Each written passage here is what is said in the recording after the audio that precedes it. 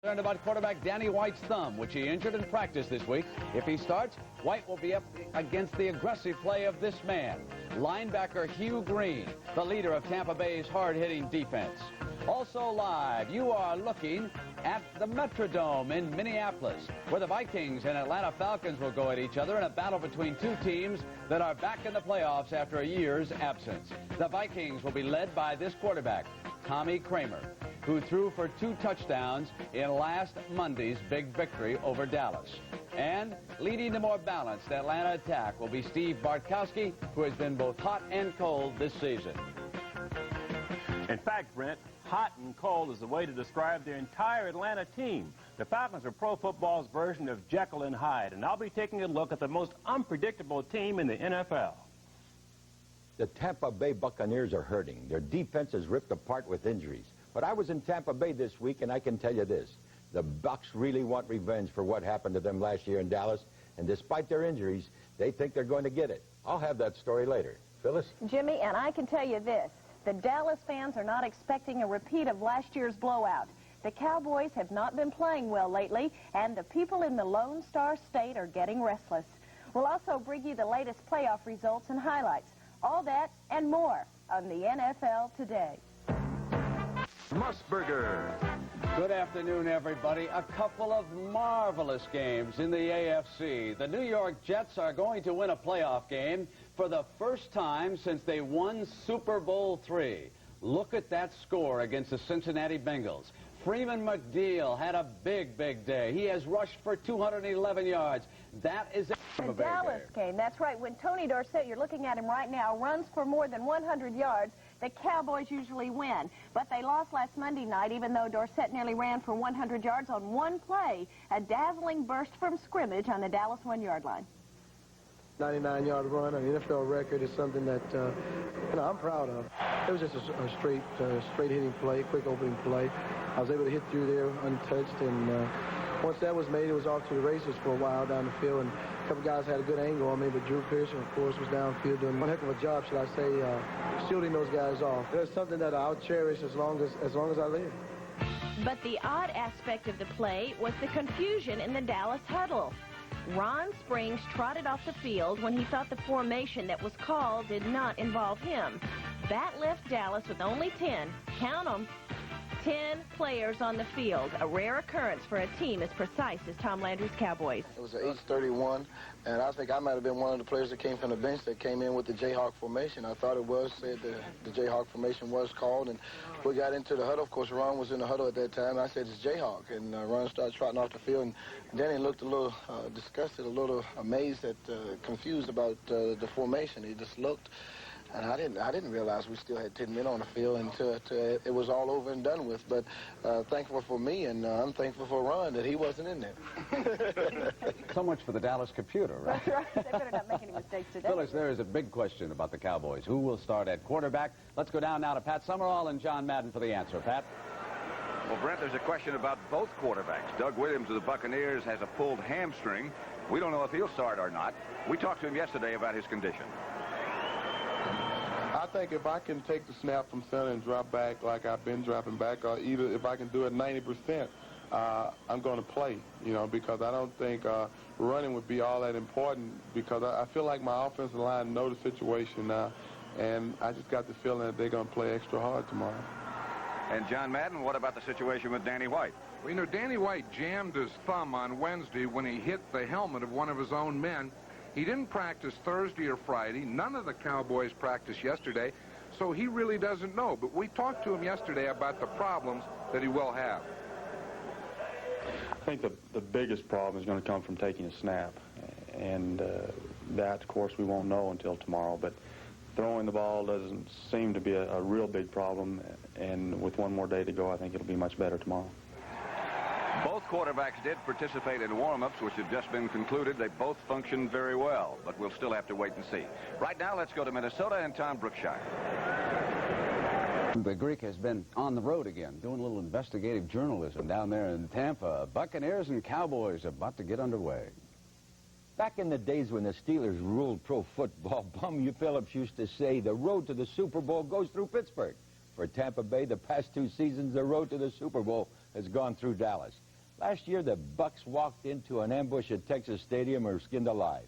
But today, they have a chance to redeem themselves. Dallas, it looms larger than life, especially for the Tampa Bay Buccaneers.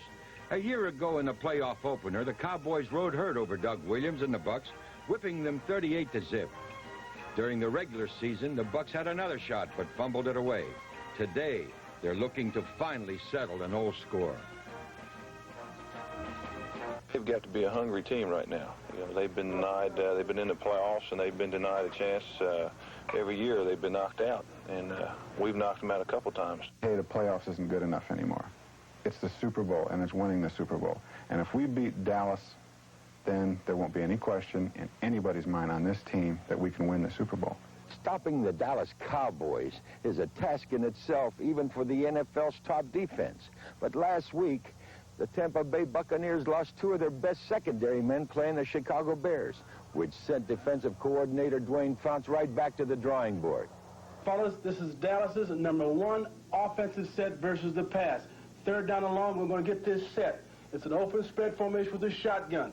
We get 3 new defensive backs in this ball game, but that's not going to be a factor in this game at all.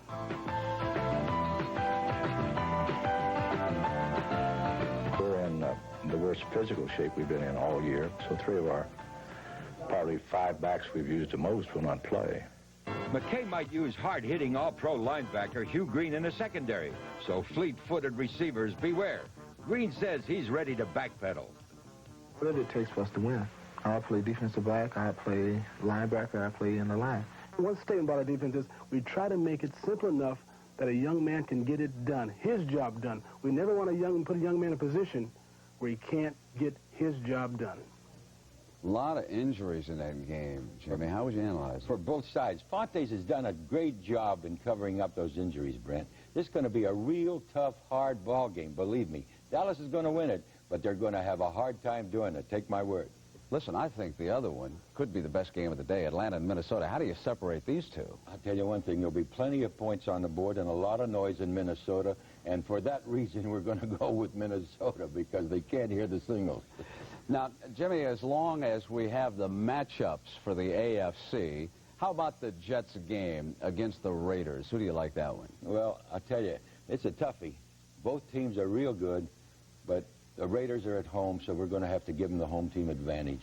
All right, Jimmy, they have won it 44-17. There's the other matchup, San Diego at Miami. Who'll be favored in that one? Yeah, I'll tell you, I don't know if anybody will be favored in that game, but Miami's been playing great and been putting a lot of points on the board since Dave Shula has been taking the offensive side. That's right. I'll tell you, a rematch of that great overtime game. Remember that? Now, here is Kenny Anderson, who had a gutty performance, and this was a record interception by Ray.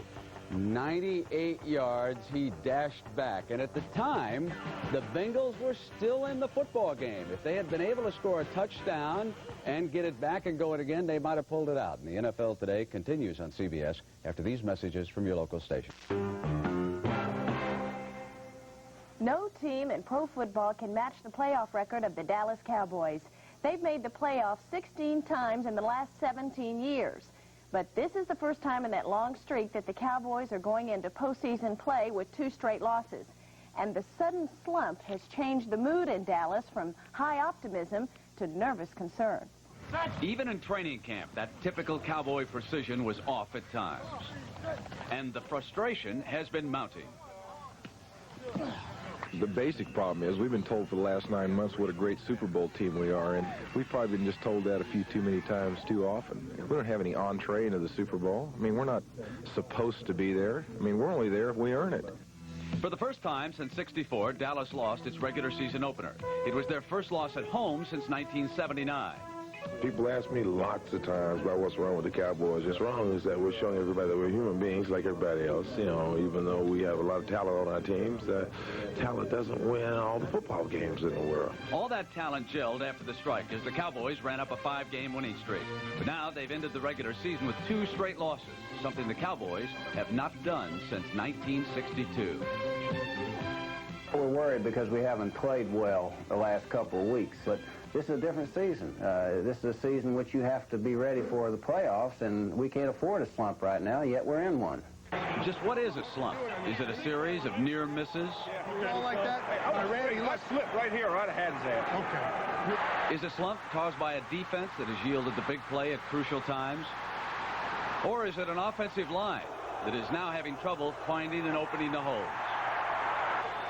Or is it a quarterback like Danny White performing below par since wrapping up a playoff spot? Different little fluky things that happen in games sometimes cause breakdowns, and obviously, you know, there are problems. Anytime we lose 2 games in a row, there are problems.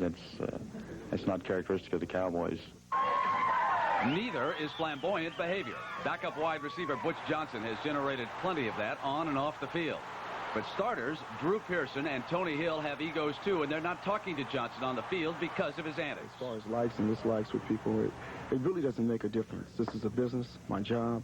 It's the way I make my livelihood. So if some guys don't like me, that's not my problem. That's theirs. Wide receivers just have big egos, and I guess that's why they have a hole in Texas Stadium, so we can fit all the wide receivers' heads in the stadium.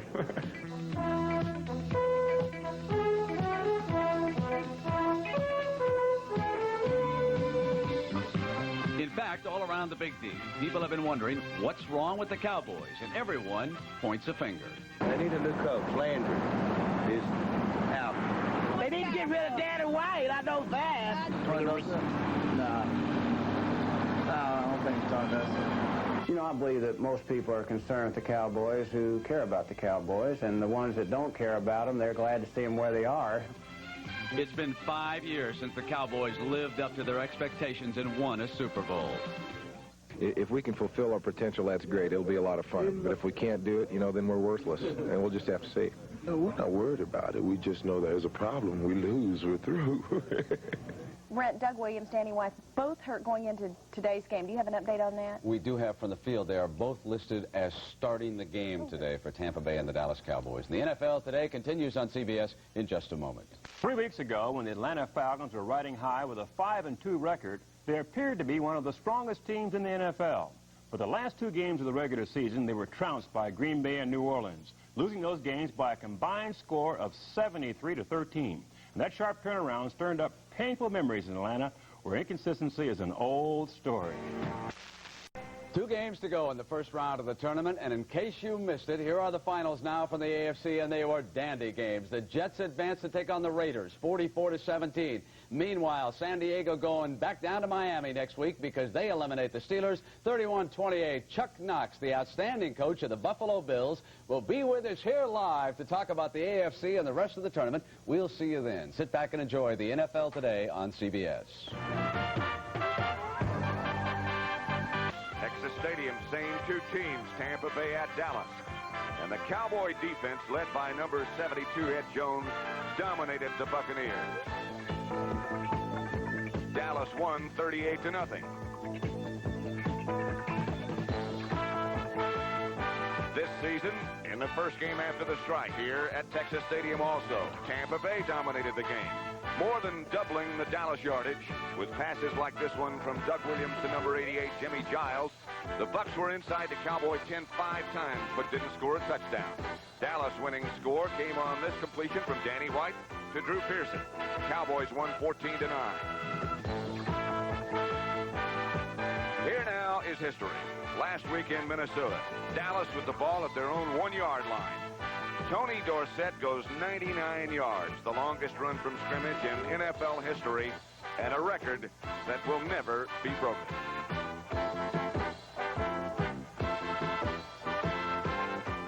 As it turned out, it was in a losing cause. Down in Tampa Bay, place kicker Bill Capice has become the clutch hero. Here in overtime against the Bears from 33 yards out, Capice puts the Buccaneers into the playoffs. All 5 of Tampa Bay's victories have been achieved in the last minute. But the story here today is quarterbacks. Danny White with a bruised thumb, Doug Williams with a pulled hamstring. And we still don't know if either one of them will start. CBS, the Tampa Bay Buccaneers against the Dallas Cowboys.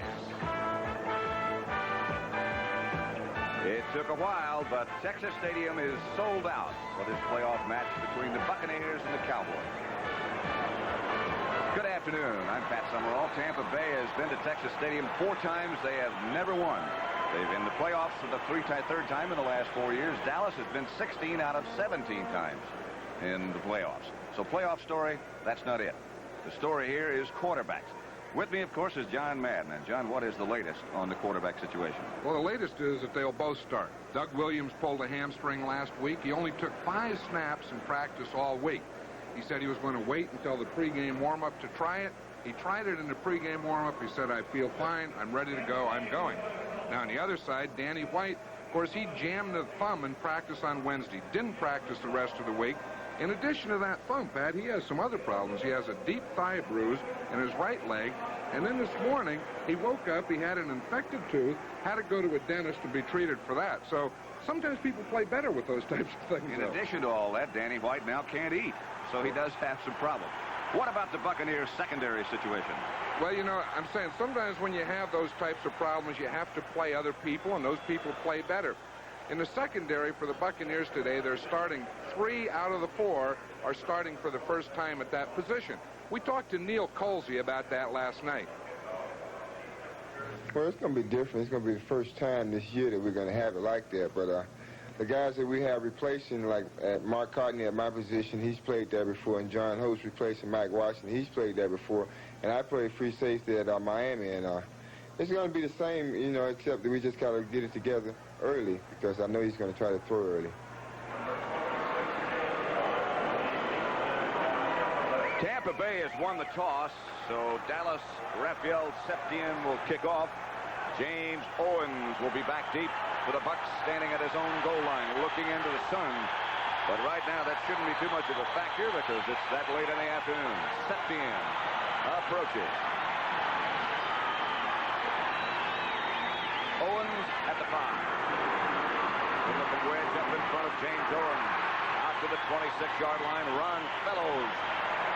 First man to make contact, 21 yards, returned by Fellows, by Owens. Beg your pardon. Here's the Buccaneer offensive backs and receivers. Doug Williams is starting. Melvin Carter and James Wilder, the runners. Kevin House and Gordon Jones, the wide receivers. The offensive line, 5 good athletes, 6 make that. Giles, Revis, Snell, Wilson, Farrell, and Charlie Hanna. We get to the Dallas defense after this play. Doug Williams starting. Giles shifts backwards and goes in motion. Carter outside the 30, 32-yard line, maybe 33. Michael Downs had to make the stop. Here is the Dallas defense. Front 4, Jones, Dutton, White, and Harvey Martin. The linebackers, Hegman, Brunig in the middle, and Guy Brown. The secondary, Walls, Thurman, Benny Barnes, and Michael Downs. 2nd and 5 at the 32 for the Tampa Bay Buccaneers. Theo Bell split wide to the left. Out to the right. This is Wilder. Breaks one tackle, gets to the 35. Tripped up by Randy White. It's going to be interesting. We've talked about Doug Williams, a hamstring pull, and he'll be able to do these types of things, to hand off, maybe to drop back. But the big thing is going to be when he passes and he has to scramble, can he do that? So it'll be 3rd and 2. He shouldn't have to scramble here. Carter and Wilder, the running backs, they operate from the eye. Obradovich also joins Giles, and they have 2 tight ends. Williams drops to throw. Does throw. Misses. Intended for Gordon Jones. Williams looked a little cautious as he set up. He sure did. That was a surprise. With 3rd and short, they went to their short yardage offense, the Buccaneers did, and I think they wanted the Cowboys to get up tight against run and get that easy little one out there. The Cowboys played good defense. Larry Swider will punt for the Buccaneers. He's had a good year. Ron Fellows becoming more dangerous every week. Good kick by Swider. Fellows all the way back to the 14-yard line, looking for someplace to go. With not much success, Jeff Davis down there quickly to bring him to the ground. 51-yard punt, 8-yard return. The Dallas offense, Danny White will start. Tony Dorsett, Ron Springs, the runners. Tony Hill and Drew Pearson, the wide receivers. Up front, Cosby, the tight end. Donovan, Scott, Rafferty, Kurt Peterson, at least for a while, and Jim Cooper. Peterson's been hurting. First down Cowboys at their own 23-yard line. Their first possession. Buccaneers ran 3 plays and punted. Danny White at quarterback. White picks back Dorsett in around early. This is Drew Pearson. No place to go. The Buccaneers shut it down quickly. Pearson breaks 1 tackle. Is finally brought down by Cecil Johnson. And a Buccaneer is hurt, and a key Buccaneer is hurt. That's Leroy Selmon. Let's see if we can watch this play again. It's a funny play to start with. A reverse. They start to Dorsett. He hands back to Pearson. The Tampa Bay defense started that way with Dorsett, saw the reverse, and came back in good position. That's good, but this isn't good when your top defensive player limps off the field. Looks like a knee problem. Leroy Selmon has been replaced by John Cannon. That can hurt. They're hurting already in the secondary. Now they're hurting up front on defense. Pearson got 4, 2nd and 6. This is Dorsett. Dorsett close to a Dallas first down. Stopped by Scott Brentley. This is what the Cowboys felt they had to do. Establish a running game. That's right. That's what Tom Landry said yesterday. And then after we finished talking to Tom, we talked to Danny White. And they both said the same thing, that they have to run. We have to be able to run. And Tom says we have to do it the tough way. The 2 runs have netted Dallas the first down. Let's look at the Tampa Bay defense. They play the 3-4. Stahl, Logan in the middle, and now John Cannon. 4 good linebackers. Hawkins, Johnson, Brantley, and Green. The secondary, Thomas, Hope, Cotney, and Colby. Remade. Dorsett again. For about 3 over the right side, trying to find a hole. Dave Logan, who's done a tremendous job at the nose guard position for the Buccaneers, made the stop. You know, it was interesting when both Danny White and Tom Landry were talking about the running game. They talked about that guy right there, Tony Dorsett. You know, it wasn't as much we have to be able to run or establish a run. We have to be able to get the ball to Tony and establish Tony. Not bad. 2nd and 6. Cannon is out. Selmon is back in.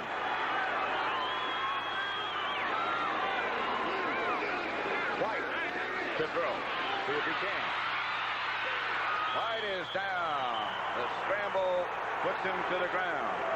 Hugh Green led the sackers. Let's go now to Brent Musburger in New York.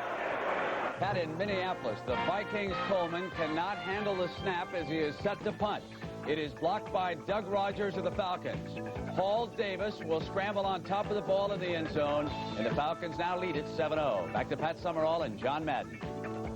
Here at Texas Stadium, there is no score. Cowboys have the football at their own 32-yard line. The sack by Hugh Green cost Danny White for a loss. It'll be 3rd and long, 3rd and 12. From the shotgun. No problem taking the snap to center there. White throws outside. Intended for Tony Hill. Incomplete. Intended for Drew Pearson. And the pass is incomplete from White. How did you think he threw, John? I thought he threw. I don't think that throwing is going to be the problem. I think taking the snap is going to be his biggest problem. Of course, as you say, in the shotgun, he doesn't have to take the snap. We watch him here. He's looking to the right now. That looks like a pretty good motion to me. And I think with that ball pounding all day on him, I think instead of getting better, that thumb will get worse as the game goes on. And, of course, now Danny White has to punt. Theo Bell back deep for the Bucs. See if it bothers his punting. He has, as John Madden told you earlier, a deep thigh bruise as well as everything else. Off the side of his foot, not a good kick. Takes a Cowboy bounce, but it's out of bounds when it takes that bounce. So the Bucs will take over in pretty good shape. 30-yard punt, no return, and Tampa. We've really been lucky. In fact, the whole NFL has been lucky with the weather so far this weekend. The playoffs get underway. 51 degrees in Dallas, very little wind. Ideal conditions for football, for playoffs. Giles goes in motion. Williams hands off to Carter. No gain. Might have lost a yard. Bob Grunek led the Dallas defense, number 53. There's an interesting story. Melvin Carver, who just carried the ball, he was a free agent. Wasn't drafted by anyone in the National Football League. And, of course, he signed on with the Tampa Bay Buccaneers, made the team, then became a starter. John McKay said so much for all that money we spend in scouting. The Tampa Bay offense, as I'm sure you know if you've been following their fortunes, it's been very difficult for them to get underway in the early going. 9 points they scored the first quarter all year. Almost the same is true of Dallas. This is Carver. Bangs into his own man. Runs into Guy Brown finally, and he takes him down. He ran into Dave Revis and Charlie Hanna. It bounced backwards. John McKay, excuse me, John McKay said Carver's going to be a good player. Yeah, he said, how much do they spend in the league per year on scouting? $16 million. $16 million? And he said his name doesn't even show up on anything. Maybe they have to spend $32 million. It'll be 3rd and 6 at the 42. Williams moves Wilder just a bit. Cowboys fake a blitz, and now they come out of it. Williams has a pass bounced out of the hand. Into the hands of Dexter Quickscale, and Dallas has a break. Bounced out of the hands of Gerald Carter. And to Dexter Quickscale. Tough to throw against this defense. The Cowboys are in their 4-0 defense. 6 defensive backs. They have them up there. Quickscale just playing deep, waiting back there. The ball bounces right into his hand. Quickscale had been up making a blitz, and at the last minute backed out. Backed into the right place. Let's take a look and see what 6 defensive backs look like. Here's 1, 2, 3, 4, 5, 6. Dexter Quickscale right here is the man that intercepts it, but that's really tough. These guys are all man-to-man here with these 2 deep and free. Now watch what happens. Anytime you get a batted ball, you see the 2 deep guys? They're just playing back there. They have anything that goes deep, but they're in good position for those types of passes also. And as you said, John Madden, it is difficult to throw against that defense. Of course, they do blitz from it a lot as well. At midfield, then, Dallas 1st and 10, 9-11 left first quarter.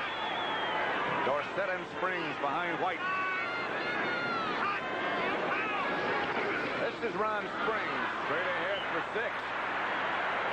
A good charge, a good surge by the offensive line. Rafferty and Scott on the left side. Cecil Johnson on the stop. That's the guy that did the good job, is Ton Rafferty, the center. The Buccaneers' turnover ratio, the first 3 games, which they lost, the last 6 games. They won 5 out of 6. They won all 5 in the last minute. No scores yet. Pat Summerall with John Madden at Texas Stadium. It'll be 2nd and 4 from the Buccaneer 44.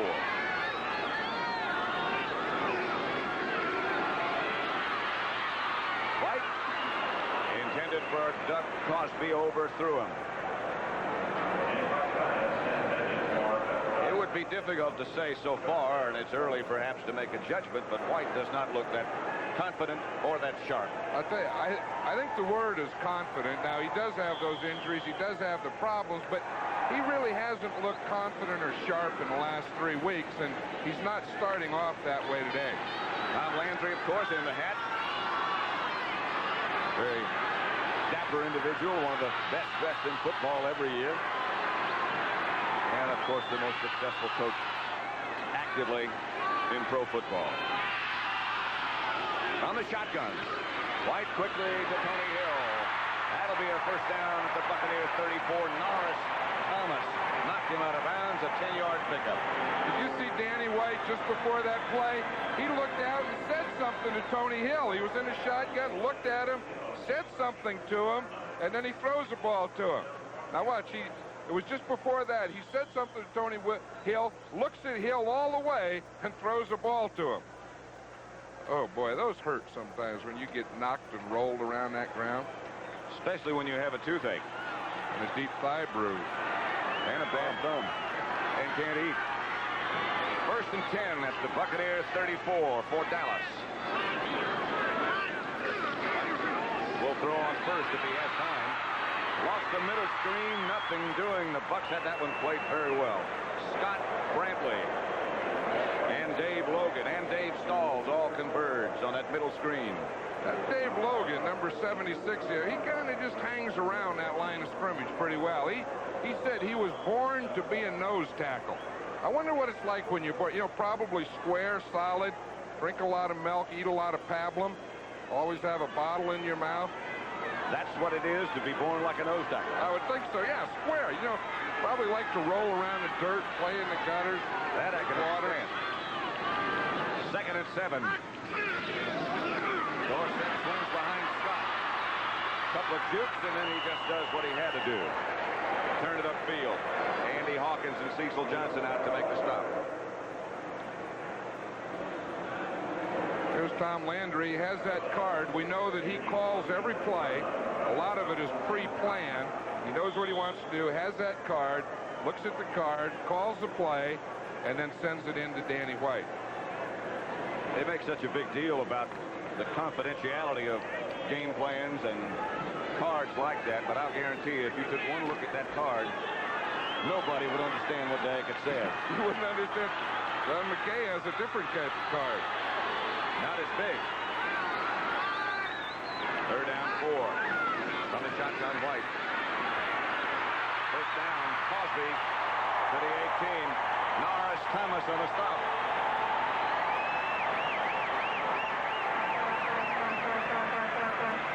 Here's the guy who's made a big difference in this team this year is tight end Doug Cosby. You know, he's catching a lot more passes, and he's such a big target in there. You know, being 6'6", that is a big advantage against these zone defenses. A quarterback can always find a guy like that. And, of course, physically, he has an advantage over most of the defensive backs, being 6'6" and 230. 1st and 10 at the 18 after that 10-yard gain on the hookup. White to Cosby. Tampa Bay on a blitz. Wide open. Ron Springs incomplete.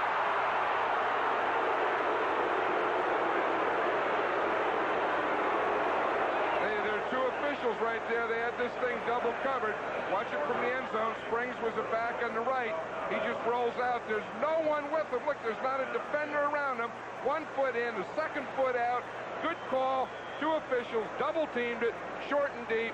Both agree he's out. You're right, he's out. He will never be more open than he was, but he was out. Landry upset. You know, the thing that upsets him is you have those plays that you know you can fool them, your trick play, you want a touchdown out of it, and it's out of bounds. 2nd and 10. White to Dorsett. 2 about the 16, perhaps the 15. Dave Stalls on the bottom of the pile. The referee today, by the way, is Dick Jorgensen. The rest of the crew, John Keck. The head linesman is Burl Toller. Line judge is Dick McKenzie. Back judge Roy Clymer. Gil Mace is the side judge. Dick Dolak the field judge. And the alternate is Pat Knight, who played collegiately here in Dallas at SMU.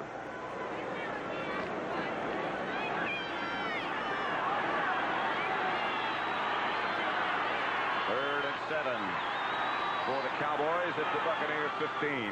No score. Low snap from Rafferty, but White handles it. Throws in the end zone in the direction of Butch Johnson, but out of the end zone as the Bucs had everything well covered. Penalty marker down. I'll tell you, how would you like to be Tom Rafferty? The holding penalty against the Cowboys. This will be an interesting call because the Cowboys were going to go for the field goal before they saw the flag. Now, will Tampa Bay decline the penalty, let them kick from there, or put them 10 yards back, give them 3rd down and another shot? I think I would decline the penalty and let them kick it here. It's an interesting call. Holding. Number 65, offense, decline. 4th down. That is an interesting decision. Leroy Selmon in conference with Dick Jorgensen. I might be inclined to take that penalty. Well, the thing is, that's the good thing, but you still give them another shot at you, and you really don't get them out of field goal position because they're on the 15, they would be back at the 25. Septien, I think, would make it from either point if he's going to make it. As good as he is. This will be from 33 yards out with Glenn Carano holding. If they took the penalty, it would be more difficult, but as John Madden says, they would have another shot at you. Carano.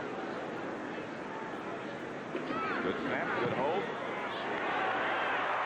Everything works, and Dallas takes the early lead, 3-0. 33-yard field goal by Raphael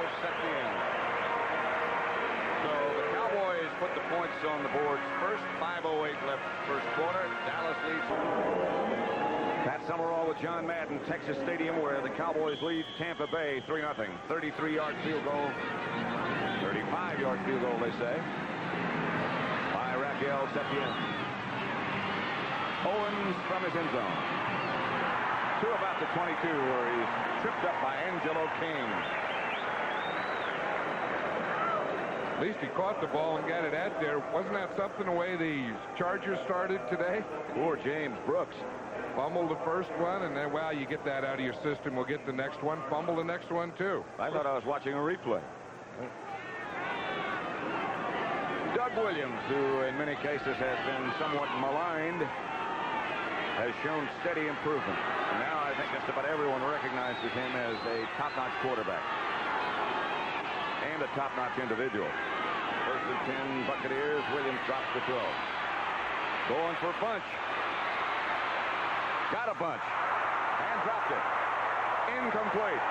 Gordon Jones had it and let it get away.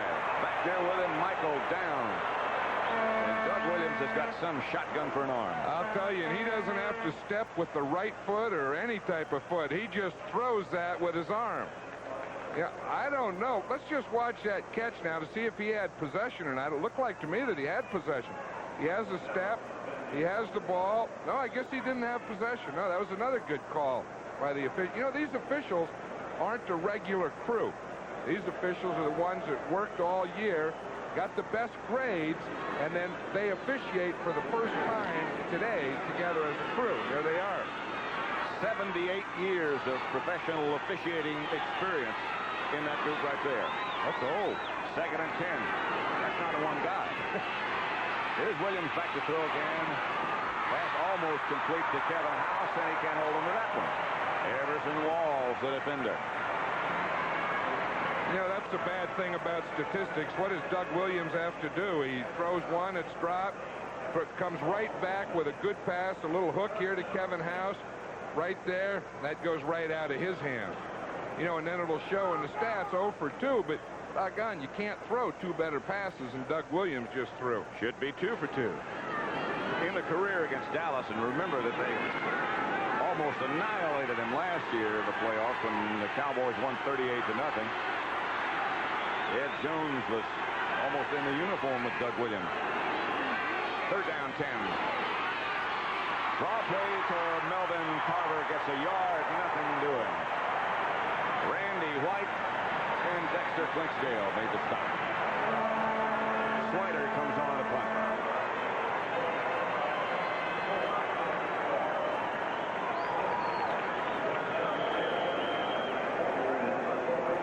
Ron Fellows, number 27, goes back deep for Dallas. 1 10-yard return already today. Slider got off a 51-yarder, his first effort. That one will be just about as far. Good kick. Fellows fielding at his 32. Breaks a couple of tackles. Fellows back to the 47, and the Cowboys have it in good shape. Andy Hawkins made the stop. 47-yard punt, 15-yard return this time. You know, a punter never wants to kick the laces, so he always has to spin the ball. Let's just watch it. You see Larry Slider catch the ball. Now watch. He spins those laces to get him up on top so that his foot will hit the opposite side of the laces. Nice little spin there. And a very good drop of the football from hand to foot, which is a key factor in success. He came up with a 47-yarder. First down, Dallas. Dorsett gets the handoff.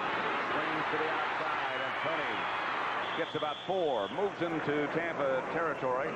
To the 49, knocked out of bounds by John Hope. Last 3 times Tampa Bay has had the ball. Hasn't been too good, has it? Well, you know, it really has been, because we have to remember in that last thing they had 5 plays, but doggone it, 2 of those passes were dropped, and that would have made a big difference in this thing, because one of those was about a 60-yard gain that they had to bring back and do again. It'll be 2nd and 7 as Dorsett got 3.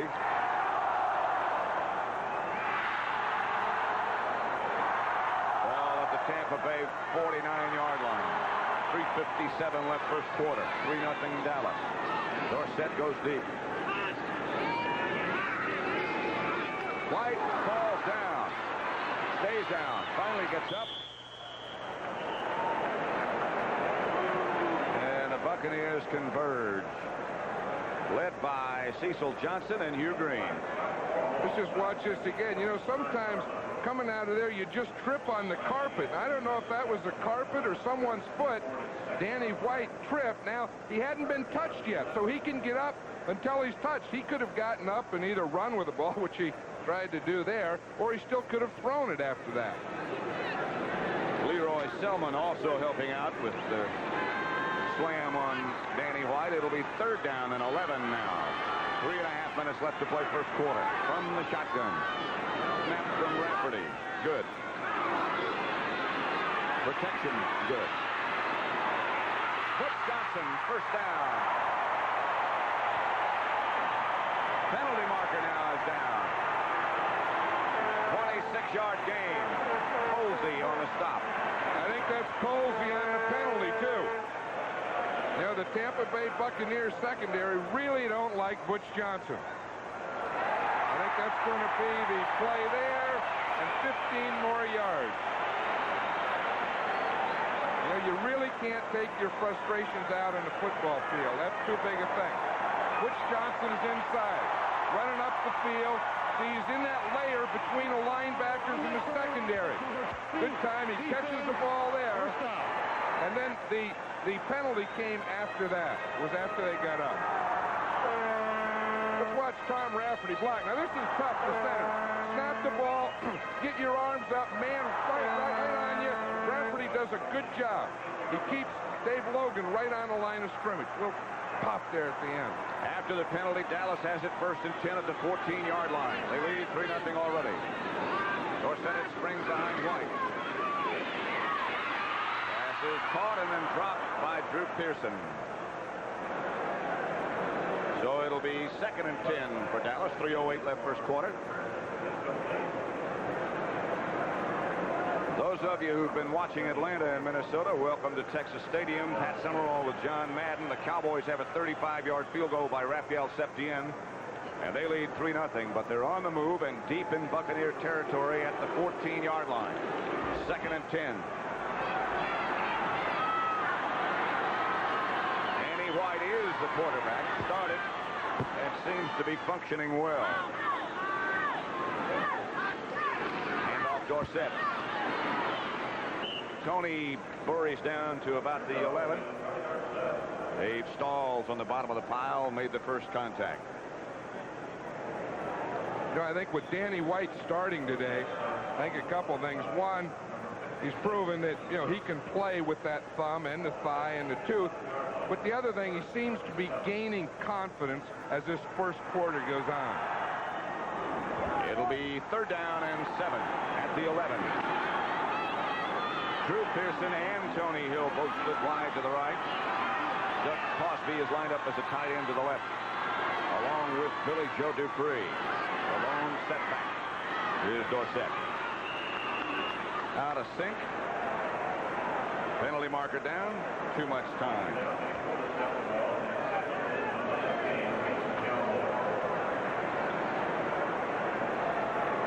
Dick Jorgensen will mark it off and tell us the Cowboys used too much time. 3-0 here. Let's now switch many of you to Tom Brookshire and Wayne Walker, the Atlanta-Minnesota game.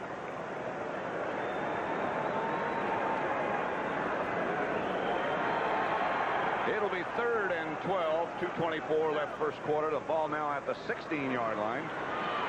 Cowboys have it. They've been down close twice. Had to settle for a field goal the first time. They have a challenge this second time. 3rd down, 12.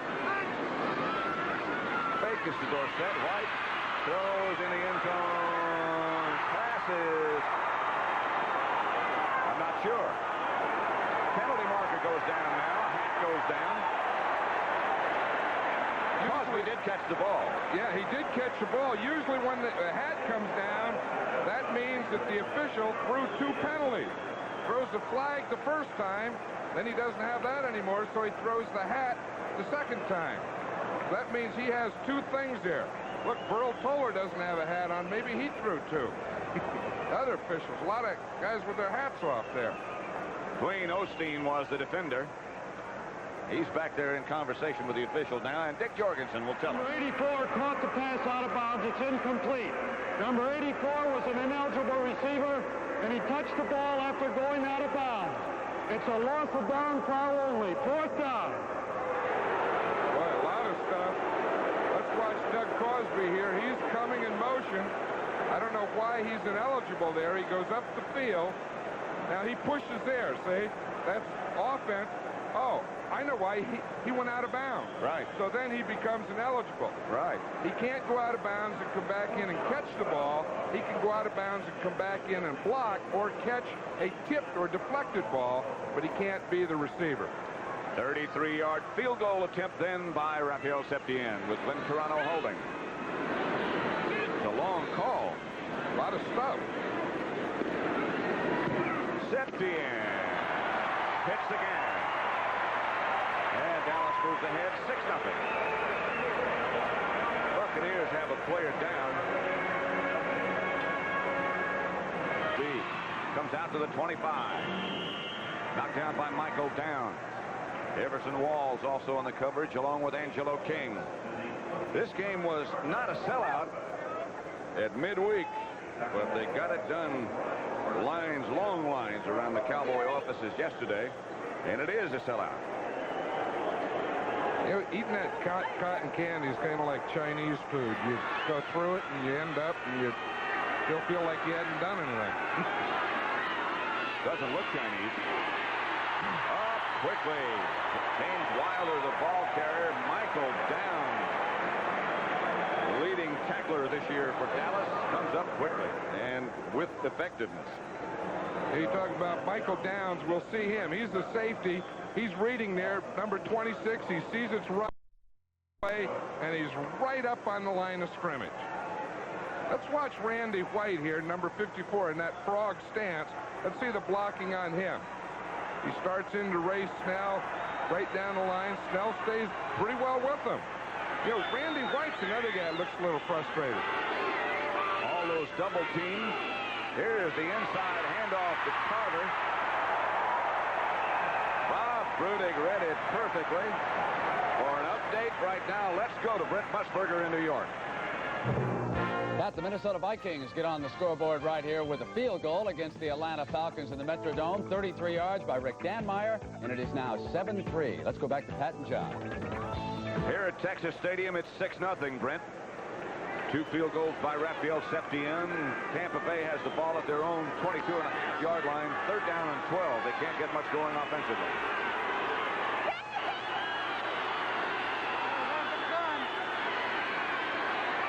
House was the man in motion. Williams is hit. Too tall. Jones had an interception. Dutton knocked it out of his hands. Clinkscale was the man who hit him. You see Too Tall has looked up at Dutton, hit the ground, and he said, hey, I'm on your side. We don't, and now they love each other. He said, we don't get a lot of those chances, but doggone, when we do, let's hold on to that thing. Let's watch Too Tall here in the rush. He starts out there. He's working against Hanna. He sees the ball coming on the ground. Watch, he's waiting for it. You see what happens, Too Tall, is you have to catch the ball at its highest point. You don't wait for it to come down to you. That's why he plays defense. Slider hits another great punch. Fellows fields at the 30. Hits to his right, cuts up the field, had a little alley, got to the 42-yard line. Let's go back and look at what almost caused that interception 2 plays ago. This is what caused it here. This is one that won't go down in the stats. And we see right here Dexter Clinkscale coming, a safety blitz on that. Williams didn't have a chance. He got hit just as he threw the ball, and it looked like a wounded duck that a defensive end couldn't catch. Because his fellow defensive player knocked it out of his hand. You know, defensive linemen, they get into hit things. You know, they always have to hit things, bags and sleds and people and even their own guys. Just a little carryover. They don't mess with the football too much. White on 1st down, goes to throw and does. Incomplete out of bounds. Tony Hill made the reception, but it's called incomplete. He was out of bounds. I'll tell you, but he was really hit by John Holt. We'll see the end of the play. He was out of bounds, but just as he gets this ball, now watch right here, he's probably going to be out anyway, but watch number 21 come in here. He's zeroed in on him. He's out of bounds. Watch him get him right there. He really gave Tony Hill a jolt. Woo. Holt with the jolt. Holt, jolt. Hill. Second down, 10, 17 seconds left first quarter. Dallas ahead 6-0. White sets up the screen to Springs. Tampa Bay played it pretty well. Springs makes something out of nothing and gets about 7 yards. John Holt again made the hit. John Holt was a little mad there because Springs did give him a little move, and he didn't get him where he wanted to. Watch this screen. Springs steps up to the inside. Herb Scott out there gets one block. Now watch, a little move there, gets away from Holt, but then there's a whole bunch of Buccaneers right on him. So it'll be 3rd down and 3 when we come back at Texas Stadium. Pat Summerall with John Madden. Look at the first quarter stats. Bucks on the left, Cowboys on the right. Hey, Tampa Bay has been a slow starting team all year. Talked to John McKay about that last night. He said he doesn't know why. He said maybe Doug Williams tries to make too many big plays too early. I don't know. Slow start's one thing, but no first downs. That's something else. 3rd down 3. White outside quickly Springs. He may or may not have that first down. Norris Thomas came up quickly. Doug Williams 0 for 5 in the first quarter, but that's a little misleading, as John Madden was talking about before. A couple of the passes, certainly at least 2, should have been caught. I'll tell you one thing, the Cowboys do have some stats, but both times both drives they had to settle for a field goal, and 6-0 really doesn't mean much to this Tampa Bay team because they're used to starting out slow and starting out and coming from behind and all those types of things. They probably feel pretty happy about this right now. Only 6-0? Yeah, it's only 6-0, and we're in the second quarter already. John McKay, who has never beaten the Cowboys. All of the games that they've played have been here at Texas Stadium. Dallas has the first down. 14:25 left, second quarter. They're in Buck territory outside over the head of Dorsett from White. Scott Brantley out there with him. He was lucky he threw it over his head because Scott Brantley was in good position. Let's watch some action in there with Big Dave Logan, 76, over Tom Rafferty. Right there, Rafferty had to snap the ball, but he got the jump. You see that? Really, on a nose tackle in the center, it's the first guy that gets his hands up. And the nose tackle should be able to do it, but that time, Rafferty snapped the ball and got his hands up before Logan did. They usually win those battles down there in the middle of those pits, you know, where all that stuff happens, it wins or loses games. Rafferty then has very quick hands, you could say. Good hands. 48. Dorsett to the outside to the 45. Andy Hawkins tripped him up. So it'll be 3rd down and long for Dallas. 3rd, about 7.5. Let's watch it again and see who wins the battle of the hands here. See, now, Rafferty has both hands on the ball. See, now, that time Logan beat him, but Rafferty got him turned, and then Logan got double-teamed, and Dorsett only made a couple yards anyway. That's pretty good play in that nose tackle guy. Looked like Logan's helmet and Rafferty's helmet almost were touching when they snapped the ball. Butch Johnson goes in motion out of the shotgun. White gets the snap from Rafferty. White. Incomplete. Timmy Newsom was the intended receiver. White just missed him. Let's see the rush. The Tampa Bay rushed 4 men on this one. Their defense, they had a little stunt going. We'll see someone coming from the left. Yeah, it's David Logan. He came on a stunt, and he gave Danny White that shot just as he threw the ball. Got to protect better than that, guys. Good rush. This will be Danny White's second punt of the day. The first one off the side of his foot only went 30 yards. Went out of bounds, no return. White, of course, will run it. I don't know if he will today with his health, but he's done it before.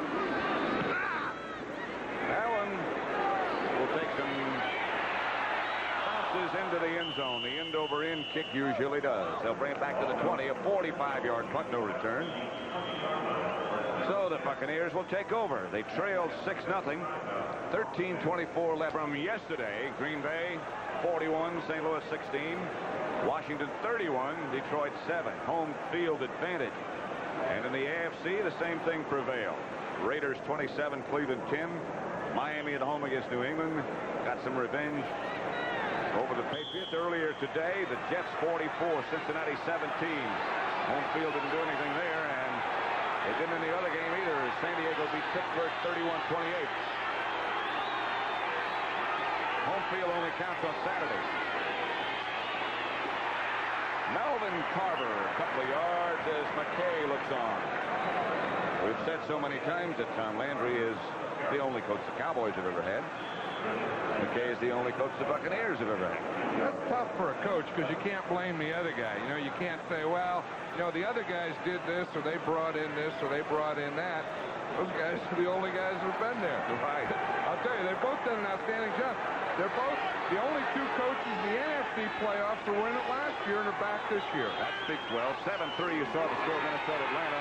The Falcons leading. Williams goes down the middle deep. Penalty marker down quickly. Kevin House, the intended receiver. But a flag is dropped at midfield. Dennis Thurman was back there with House. I think that if Williams saw a push by the Dallas Cowboy defense, and that was a good throw. That was a good throw to draw the penalty. Flag was thrown for offensive interference. However, the ball was not catchable. No foul. No foul. Anyway, it was going to be any offensive guy anyway. Kevin House. Let's go back and check it out. No foul because the ball was ruled uncatchable. Yeah, but they're saying it's on 89. It was on Kevin House if there were a penalty. But there's Kevin House. He's guarded by Dennis Thurman. I don't know. I guess that's what they called it. House says it was Thurman. Thurman's probably saying it was House. I don't think it was either one of them. I wouldn't have called anything. 3rd and 7. Line of scrimmage, the Buck 23. Williams drops. He still hasn't completed the pass. He's chased by Harvey Martin. Gets it out. It's almost picked off. Intended for James Wilder. Anthony Dickerson. Dexter Quickscale had a shot at intercepting, and the defense gets great applause as they come off the field. Williams 0 for 7 now with 1 interception. Dexter Quickscale has sure made his presence felt. He's had some big plays, including an interception and a sack. And he darn near had his 2nd interception today. That's Ron Fellows back deep for Dallas, and Larry Swider, who's really rooted 3 kicks so far. Doesn't quite get all this one. Doesn't get it to turn over. Fellows handles at the 33. Penalty marker's already dropped. Fellows gets back to the 43-yard line. Dallas 43, stopped by Jim O'Bradovich, but a penalty marker went down quickly. That's the first one we've had in the kicking game. It seems usually there's always one of those flags on every kick. Sure, it'll go against Dallas. That'll be hold or blocked from behind, one of those things. They like those. We see the officials here. You know, if they call, like the first penalty, they throw the flag. The second one, they throw their hat. The third one, they throw that beanbag. Number 55 on the return, first down. And if it really gets serious, they throw the microphone down. Well, only the referee has a microphone. I think they'd have to borrow something from one of the other guys. 12:27 left to play in the first half, with Dallas leading Tampa Bay 6-0. Also will be there in the Shrine game.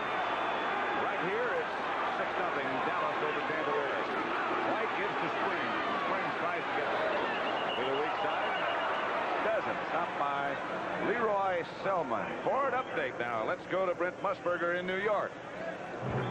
That rookie Darren Nelson of the Vikings has not had a sensational year, but he rips off a neat 14-yarder here against Atlanta, and Minnesota could be on its way as they get near midfield. Let's go back to Pat Summerall and John Madden. At Texas Stadium, it's 6-0 Dallas. 2nd down and 8. Dallas ball at their own 35-yard line. 11:50 left to play in the first half. Drew Pearson goes in motion. Penalty markers again. Try to set up a quick screen out to Pearson. Nothing doing. Hugh Green out there quickly. What an athlete he is. I think David Logan moved. Oh, maybe they both moved. But I did see Logan move, the nose tackle for Tampa Bay. I don't know if there's a problem with Herbert Scott as far as injury is concerned, but he's been replaced in the offensive line by Howard Richards, an offensive left guard. We thought we would see Howard Richards today, but we thought we'd see him at right guard for Kurt Peterson. Dave Logan looking over at the sideline to John McKay clapping his hands. Illegal shift. Number 89. Offense. Illegal shift. 3rd down. Dupree. I think we have it there. Now Billy Joe Dupree is number 89 there. See, he moved forward, but it looked like Logan moved also. See, the reason they call it illegal shift is that the tight end can set, can move, and then set again. When he doesn't set again, then it's an illegal shift. It has to be set for 1 second. Here's White. Pearson has it. Drew Pearson out of bounds at the Tampa Bay 32. The clutch receiver, 35 yards for White to Pearson.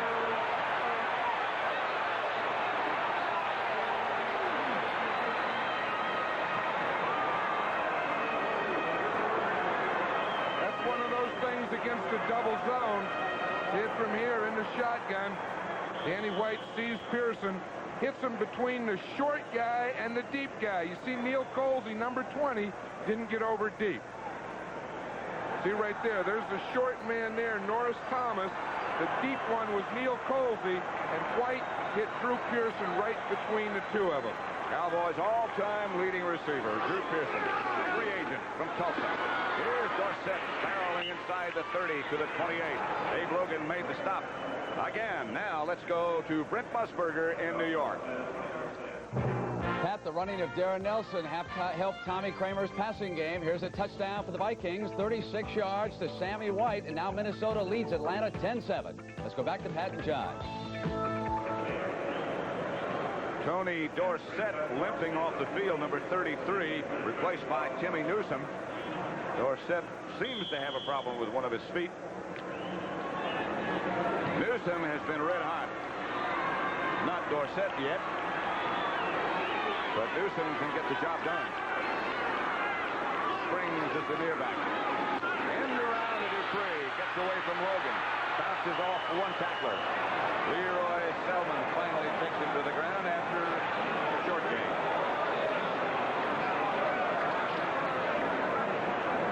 Well, he had a good block out in front there by Howard Richards, but Selmon sneaked in. Watch the left guard of the Cowboys. See, he did a spinner. He started to the right, spun to the left. He's leading. He gets a good block out there, but Leroy Selmon gets to Billy Joe Dupree before Billy Joe Dupree gets to the good block. So that'll make it 3rd and 6. Ball at the Tampa Bay 28-yard line. Running just over 10 minutes left to play in the first half. Nothing Dallas. From the shotgun. Here's the pitch. Ball gets away from White. Picked off in the air by Hugh Green, and he's gone. Buccaneers will have the lead. Never seen that one before. That could be the effect of the thumb.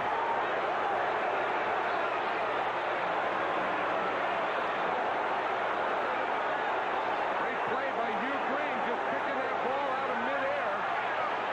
Say, that ball just slipped out of Danny White's right hand. Hugh Green went 60 yards with it.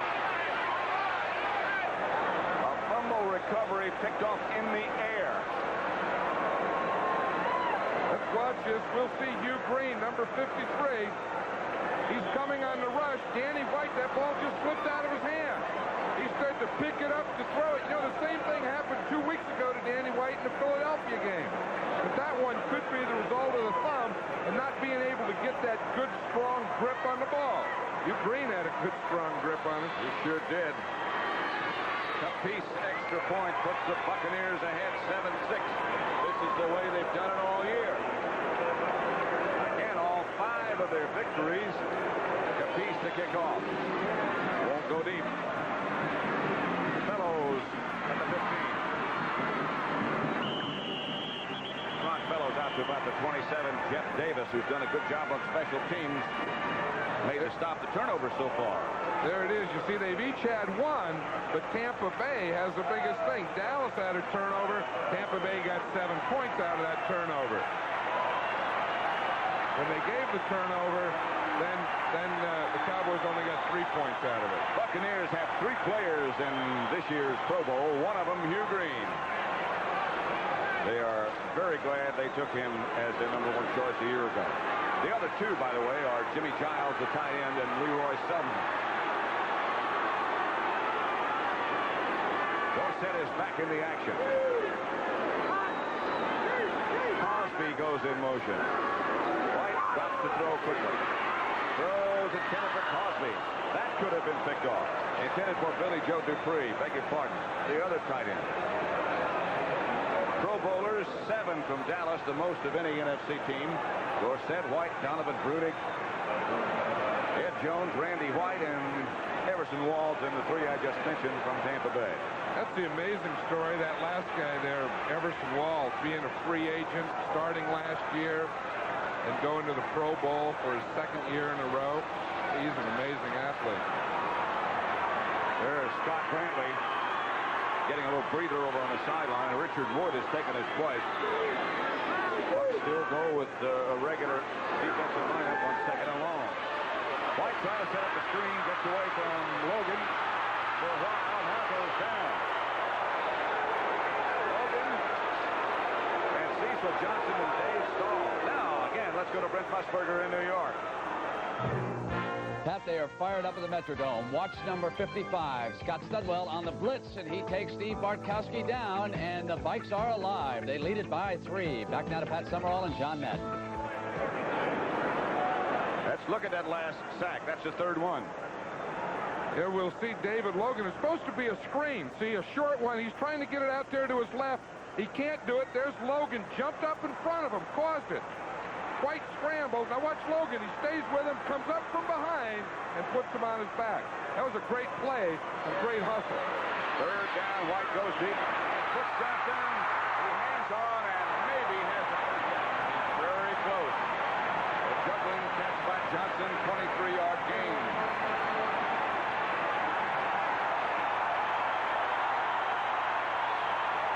Which Johnson says he has a 1st down. I think he was given a California flake out there. Watch him. He starts out. He just knows where that 1st down marker is. Darn near lost the ball, and he was right on that marker. But I'll tell you where it all starts. It all starts down here. Let's watch the pass protection there. Pat Donovan against Selmon doing a good job giving Danny White time. That's the key to passing success. Pitch back to Dorsett. He skates to the outside and gets about 5. Leroy Selmon, the first Buck to make contact, number 63. Here's Tom Landry. He's giving Billy Joe Dupree a play there. I wouldn't be surprised if it's another run. You know, Tom seemed it seemed very important to him yesterday when he's talking to us that he wants to run the ball today. Well, part of that, I'm sure, is because of the injury to Danny White. Partly is because he just wants to get back to where the running game was as effective as it was early in the year. Logan is out. 2nd down. 4. Pearson is the man in motion. Here's another running play to Springs. Springs near a 1st down. Might be a half-yard shy. So I knew that would be a running play. Sometimes you can look at a coach on the sideline. Just tell by his facial expression, that determination, that look that he has. You know, when he gets that tough, mean look, it's like, I'm going to run the ball right at him. Even Landry? Yeah. He had, on that 2nd down call, he had that tough look. This one, he's looking at a play. He has to find out what he has to go. Doesn't have anything to go. He has 1st and 10. So expressions might change now. Tony Hill brings Landry's wishes in. First down, Dallas at their own 48. Tampa Bay leading by 1. A 60-yard return of a fumble by Hugh Green puts the Bucs on top after the extra point by Capice. Tampa Bay leads, and still they have not made a first down. That's amazing. Dorsett goes deep. White throws. Hill. First down. Hope chases him out of bounds. 14-yard first down pass. Let's watch Tony Hill on this again. You know, they talk about athletes and athletic moves, great athletes. I don't know what they are, but watch this move. He falls down, one hand goes down, bounces back up, falls down, one hand goes down, bounces back up, locates the ball in space, catches it, and gets a first down. That's a lot of stuff on one play. Whew. Keep in mind that Tampa Bay's secondary is really in a rebuilt state. 3 out of the 4 are playing in strange positions. 2 guys who were start didn't make the trick. Here's Dorsett trying to get outside. He tripped over Cosby. Hugh Green finally arrived to make sure he stayed down. Well, old Doug Cosby didn't get out of the hole. That's the first thing we used to always teach blockers when they pull or they lead, is to get in and get out of the hole. Dorsett shaken up a bit once more. Let's watch it from here. We'll see. See now, Cosby right there. You see him? He was right in the hole. Dorsett didn't have to have any place to run. You got to get up and get out of there. He had a tough job because he was blocking on Hugh Green. 7-6 Bucs. Shut him down pretty well so far. Timmy Newsom is still in the game. Second down, 10 at the 38. White going for a punch. Tony Hill, the intended receiver. Incomplete. He turned the wrong way. Norris Thomas back there with him. Neil Colsey as well. Norris Thomas looked like he just misjudged that ball because it really was more to Norris Thomas than it was thrown to Tony Hill. Tony Hill jogs back. Butch Johnson comes into the huddle with the play. Watch number 41, Norris Thomas here. Watch him. The ball's thrown more to him than Tony Hill, and he did misjudge it. He jumped too soon. Had he waited, he knows it. He clapped those hands like that and said, oh, heck. Had he waited just a split second, that would have been an interception in the end zone. Tampa Bay, the #1 defensive team in the NFC. Cowboys #2 on offense. That's your matchup. Kicked off. Buccaneers come up with the interception. This is Mark Putney. Putney to the 40. Putney still down the sideline. Knocked out of bounds at the 27. Drew Pearson caught him from behind. But the Buccaneers back in good shape after the 49-yard return by Mark Putney. He started for 6 years for the Buccaneers. Lost his job this year. Now comes up with that clutch interception. Handoff. Wilder. A couple of yards. R.V. Martin made the stop.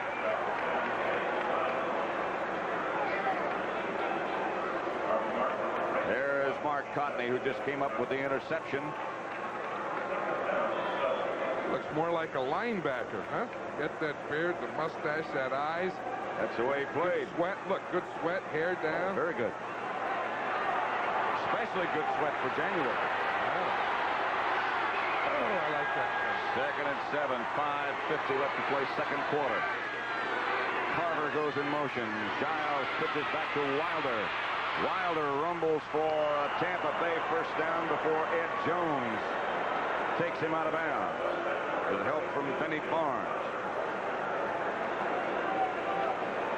There's Danny White, playing, as you know, with a bad thigh, a bad thumb, a bad tooth, and an appetite. I'll tell you, the thing that's probably bothering him more than any of those things, the fact that the Cowboys are down 7-6, and the Buccaneers have the ball going for another score. And they just got their first down of the day. It's at the Dallas 13 when they start. Melvin Carver stopped by Brunig and Hegman. Mike Hegman came all the way across the field to make that stop. One thing against the Cowboys with that flex defense, is you don't gain a lot of yards rushing. We'll see it here from the ground level. We see they're trying to get to the outside. Hegman coming across and making a tackle. With a few other guys in there. Bob Vernon was in there. All the linebackers were in there. Devin House split out wide to the right. Theo Bell to the left. Harbour comes in motion. Williams drops. Blitz is on. Ball bounces incomplete, intended for Melvin Carter. Those of you who've been watching Minnesota and Atlanta, welcome to Texas Stadium, where the Buccaneers of Tampa lead 7-6 over Dallas, and the Buccaneers are down close again.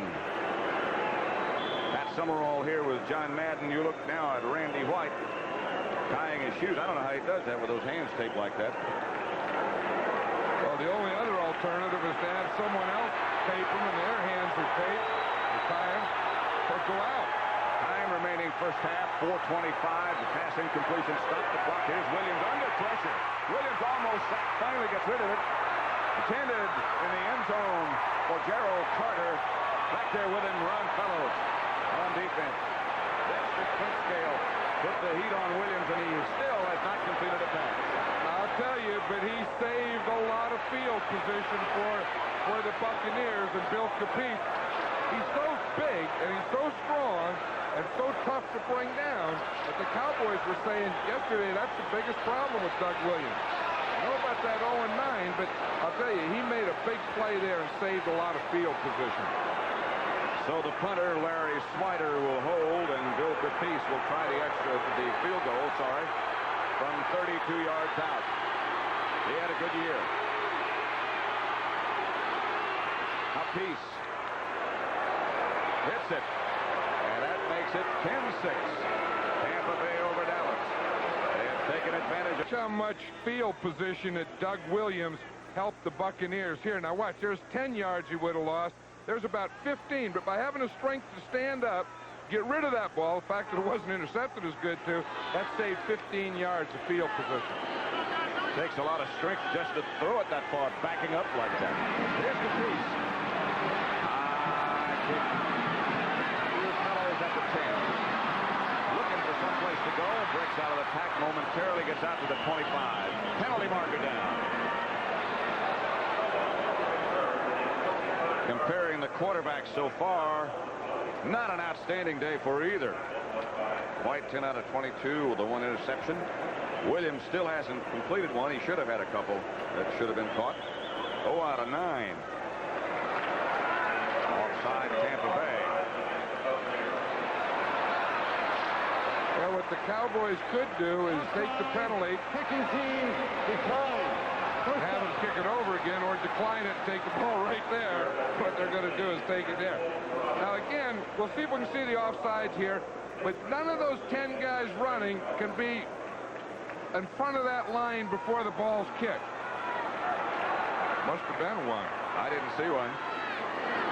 Capiz, as all soccer-style kickers do, have their foot in front of the ball, the left foot, and they kick it. Right, Hill, Pearson. First down, 38. 13-yard gain again. Let's go to Brent Musburger in New York. Matt, we want to update the condition now of Bartkowski. He'll serve up an interception here for the Falcons. Turner picks it off for the Vikings. Now Bartkowski has to come down and make the tackle. He's injured on the play, but an update is he's all right. He will return to action. Let's go back now to Pat and John. The action here at Texas Stadium has the Tampa Bay Buccaneers with one first down, but the lead 10-6. With 3 minutes and 20 seconds left to play in the first half.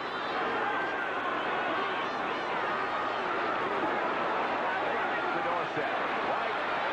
Looking at the defender, gets away from one, throws, pass caught by Billy Joe Dupree. Maybe 8-yard gain. Richard Wood made the stop. There was a lot of stuff going on that play. We'll watch Billy Joe Dupree come across, but while he was doing that, there was a fake reverse. Hugh Green, number 53, is man-to-man on Dupree. Now, Dupree had to get away from Hugh Green, run into the umpire, knock him out of the way, and then get by another linebacker to get across there to catch that thing. And then Hugh Green had to run into the umpire. Straight ahead. Springs gets the first down. Stopped by Dave Logan. I'll tell you, of those officials' jobs, the toughest one is that umpire. He's right behind that defensive line. Whew, he get it. And with all the multiple sets and shifting and motion that goes on today, it's become a more difficult job. I know it. He doesn't know what to do, whether to stand there and catch those things or to step up into it. A lot of times he makes the wrong decision. There he is over the ball now. See that? You just saw one of those wrong decisions.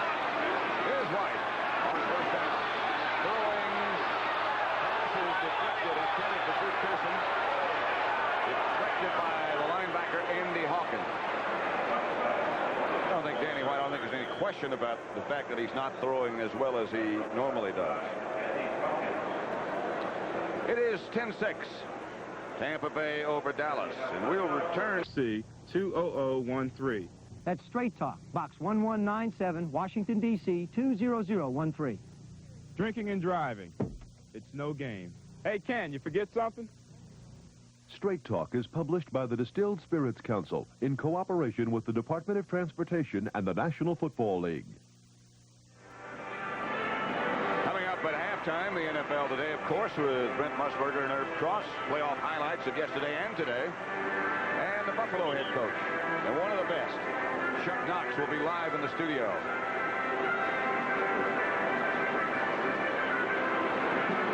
He is still the Buffalo coach, isn't he? Yeah. Although I did hear, or I read in the paper this week, that he said he would go back and coach the Rams if he could be the head coach and general manager. Well, you never know. A lot of coaches did. A lot of stuff happened in that coaching deal. Glad I'm out of it. I'm sure Brent and Herb will discuss that with Chuck at the halftime. Here's Danny White on 2nd and 10. Throwing, hitting Drew Pearson. Pearson inside the 30.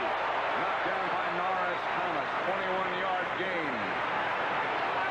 Danny White isn't playing as well as he has been. But that's a heck of a throw there. As we watch it again, he does have pretty good protection here. He has some time, but he throws this. Watch right here, between 4 defenders. 1, 2, 3, and there's a 4th one right there. He found Drew Pearson in the middle of 4 orange jerseys. Dallas has taken a timeout, so they have 2 left. Drew Pearson looks a little winded at the moment. 2 left for Dallas, 3 left for Tampa Bay. Leading playoff receivers of all time, one of John Madden's favorites, Fred Biletnikoff, leads with 70. Paul Warfield, a great one, 58. And Drew Pearson, another great one, 56. Of course, he's adding to that today. The house with the hole in the roof, Texas Stadium. Those of you who've been watching Atlanta, Minnesota, welcome to Texas Stadium. Pat Summerall with John Madden, where the score here is Tampa Bay 10. Dallas Cowboys 6. The Cowboys have moved the ball, but they've only gotten 2 field goals. The Bucs scored on a 60-yard fumble recovered in the air by Hugh Green, who went all the way. Mark Cotney came up with a clutch interception that set up a field goal by Bill Capice, and that's how the Buccaneers have gotten the lead. They only have 1 first down. They only have 1 first down. Total offense, they only have 27 yards. The Cowboys have 204 yards. And I guess stats don't mean a heck of a lot, do they, sometimes? Well, you think back to the regular season meeting between these 2 teams when the Bucs had almost 400 yards. And the Cowboys had about 140, and Dallas still won the game. That was because the Bucs, they were inside the 5-yard line 4 times and couldn't score a touchdown.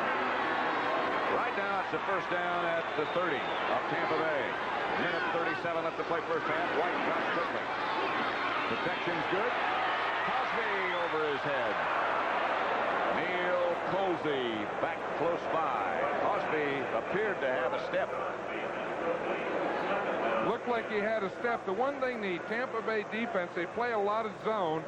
They keep those people deep. See, now Colsey is deep there. He's in front of Cosby, has Cosby in front of him. And I'll tell you, Colsey came closer to catching that ball than Cosby did. Colsey could catch it with one hand like I tried to teach him when he used to play for me. Would have been an interception. He was saying yesterday that really, although he's playing free safety today, It really is not a new position for him. He'd been a strong safety, but he played that spot when he was at Miami after he left Oakland. And free safety is his best position anyway. So it's 2nd and 10, and White will drop again. Quickly. Inside the 20, and once again, this time it's Tony Hill. First down, Dallas. Norris Thomas, number 41, just gave too much cushion on that. On 3rd down, when they have 10 yards to go, you have to get a little tighter. You see the room Hill has? See, there's Thomas, 41. He gave him too much room.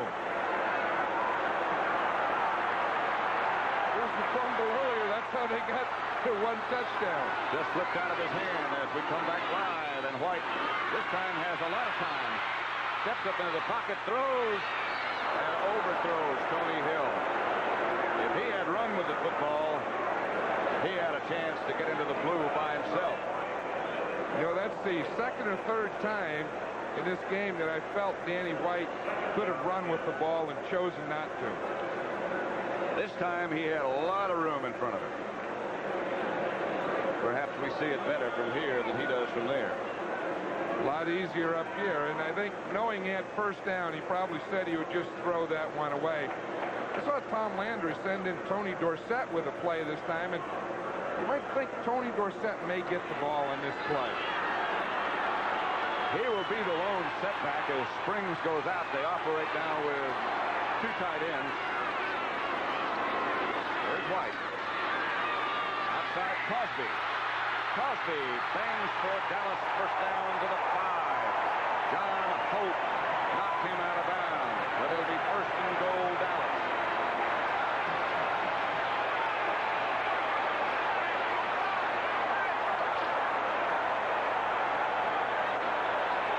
Tony Dorsett went in, only 1 back in the backfield. You see good pass protection here. White finds Cosby out to his left, all alone. Another big cushion there where Cosby had all kinds of room. 1 to catch the ball, and then 2 to take it up for about another 7 or 8 yards. John Hope made the tackle. John Hope is hurt. Limping off the field. His place has been taken by Dwayne Osteen. The Bucs call a timeout in order for Hope to get off the field. And they can't afford any injuries in the defensive backfield.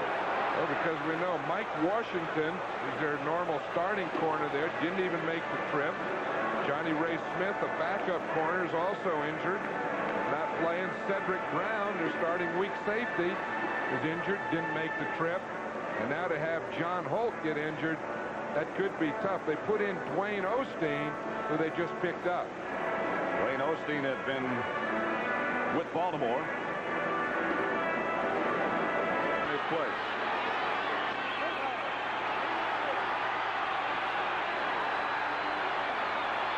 There's Dwayne Osteen. Pearson swings in motion. Gets past White out to the left. White fakes. Rolls to his right. Throws to Springs. Touchdown Dallas.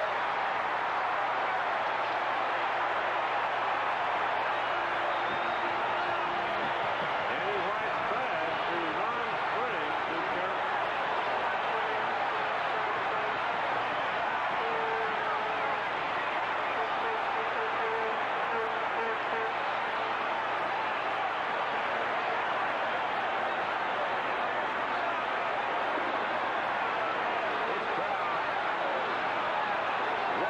enthusiastic we've seen over the years at Texas Stadium.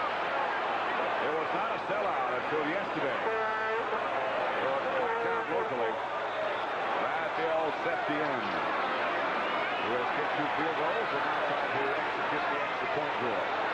Toronto holding.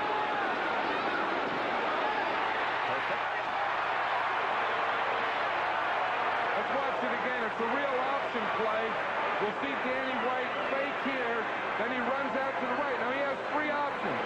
Springs short, Cosby deep, and of course the 3rd he could have run it himself. Looked like all 3 of them were open, but the best one was the one to Ron Springs. Let's watch it from the end zone. We see the fake here. Flow, short guy Ron Springs. Cosby was deep, and of course he could have run. Springs jumped over Jeff Davis. touchdown, and Dallas has the lead, 13-10.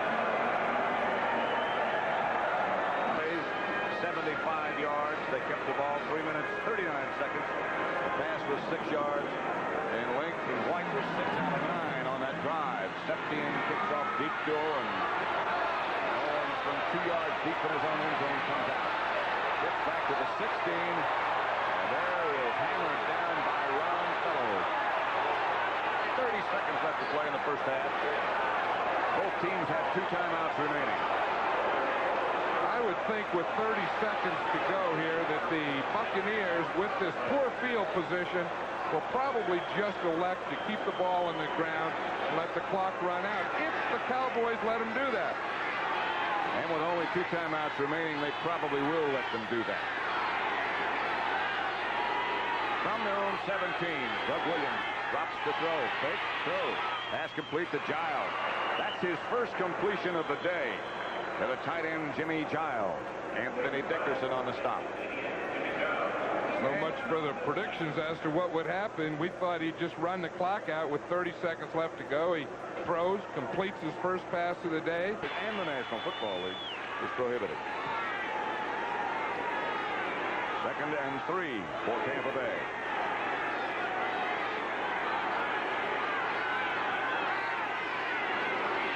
Williams. Intended for Wilder. Incomplete. That'll stop the clock now with 21 seconds left to play. Now, with a 3rd down play, if Tampa Bay doesn't make a 1st down, I'm sure the Cowboys will elect to take the timeout, maybe go for a block on a punt, and take a shot at themselves if they don't get it. Gordon Jones checks in quickly. I'm sure that John McKay has all those thoughts that were just mentioned in his mind, with help from his offensive coordinator, Bill Nelson. 3rd 3. Pitching back to Wilder. Wilder rumbles outside the 50 into Dallas territory before he's tripped up by Randy White. 31 yards on the ramble by Wilder. And now Tampa Bay takes timeout. Let's watch it here. They're trying just to get a 1st down, I'm sure. A little flip out here to Wilder. A good pull by the lineman. They get out in front of him, make something happen. Wilder, a few good moves in there. Look who tackled from behind, number 54, Randy White. James Wilder, the Bucs' leading receiver with 53 catches. I think so. House comes out wide to the left.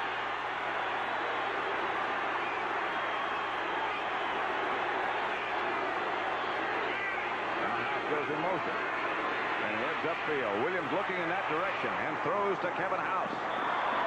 Misses him. Rod Hill was the defender who was back there with him. Doug Williams, who's completed that one pass to Giles for an 8-yard gain, and that's it.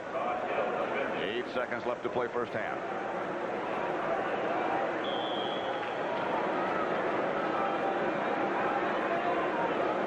Jones comes into Williams, tells him what McKay wants. Gerald Carter and Kevin House also in the contest. House goes to the right this time, and Giles is over there too. Don't forget about him.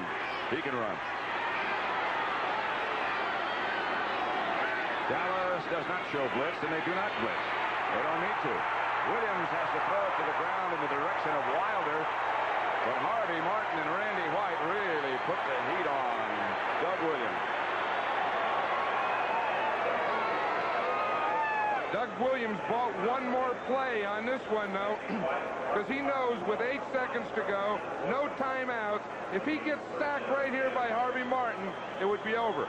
By getting rid of the ball, throwing it out of bounds, he bought this play. With 4 seconds left, the Buccaneers only have one more play. They'll have to go for the end zone. The alley-oop type to throw it up for grabs and hope that one of my guys comes down with it in the end zone, maybe. Not true. This is Wilder.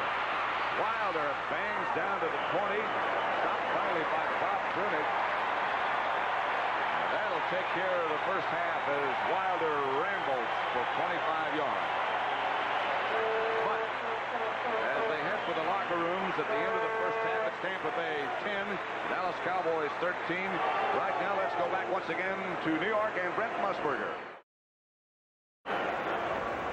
All right, thank you, Pat. And on this second day of the Super Bowl tournament, the games take on some flavor. We'll be back with the head coach of the Buccaneers. Back in New York, I'm Brent Musburger with Irv Cross and Chuck Knox, the coach of the Buffalo Bills. And Irv, Doug Williams only 1 of 13 in that first half. Remember, though, Brent, he had a pulled hamstring coming in this game. He could be that he's having trouble setting up on that leg. Well, let's go to some highlights, Coach. Is it possible that is affecting the way he's throwing? That could be a factor because he's a better passer than 1 completion in 13 attempts. Exactly. Well, we're going to see kind of a deflected ball here in this first sequence. Doug Williams goes back, and the Cowboys have dropped off the defensive secondary. They're expecting the ball, and I guess you got a regular tip drill, right, Coach? That's exactly what it was right there. Deflected, play scale there to pick it up. Anytime you throw over the middle and you get it deflected, you're probably going to end up with an interception. Now, Danny White is obviously bothered by the injured thumb, isn't he, Chuck? Well, you can see that right there. When he loses a ball like that, no one touched Hugh Green, who was coming on a blitz, and the ball just fell into his hands. Big play for Tampa. Hugh Green, one of the faster young linebackers in the National Football League, and Tom Landry just cannot believe how things are going for his Cowboys. We've got Danny White back in the shotgun again near midfield, and this one is intercepted by Mark Cotney. That was a very well played ball there by Cotney. Big play. And, of course, they have got 3 new starters in that defensive backfield. Then a little play fake, roll right, and Ron Springs up in the air and on into the end zone for the touchdown right now that has the Cowboys ahead at the half, 13-10. Now, in the other NFC game, at the half, of course, at the Metrodome in Minneapolis, the Minnesota Vikings leading the Atlanta Falcons 13-7. And in that action, Irv, we had a blocked punt early.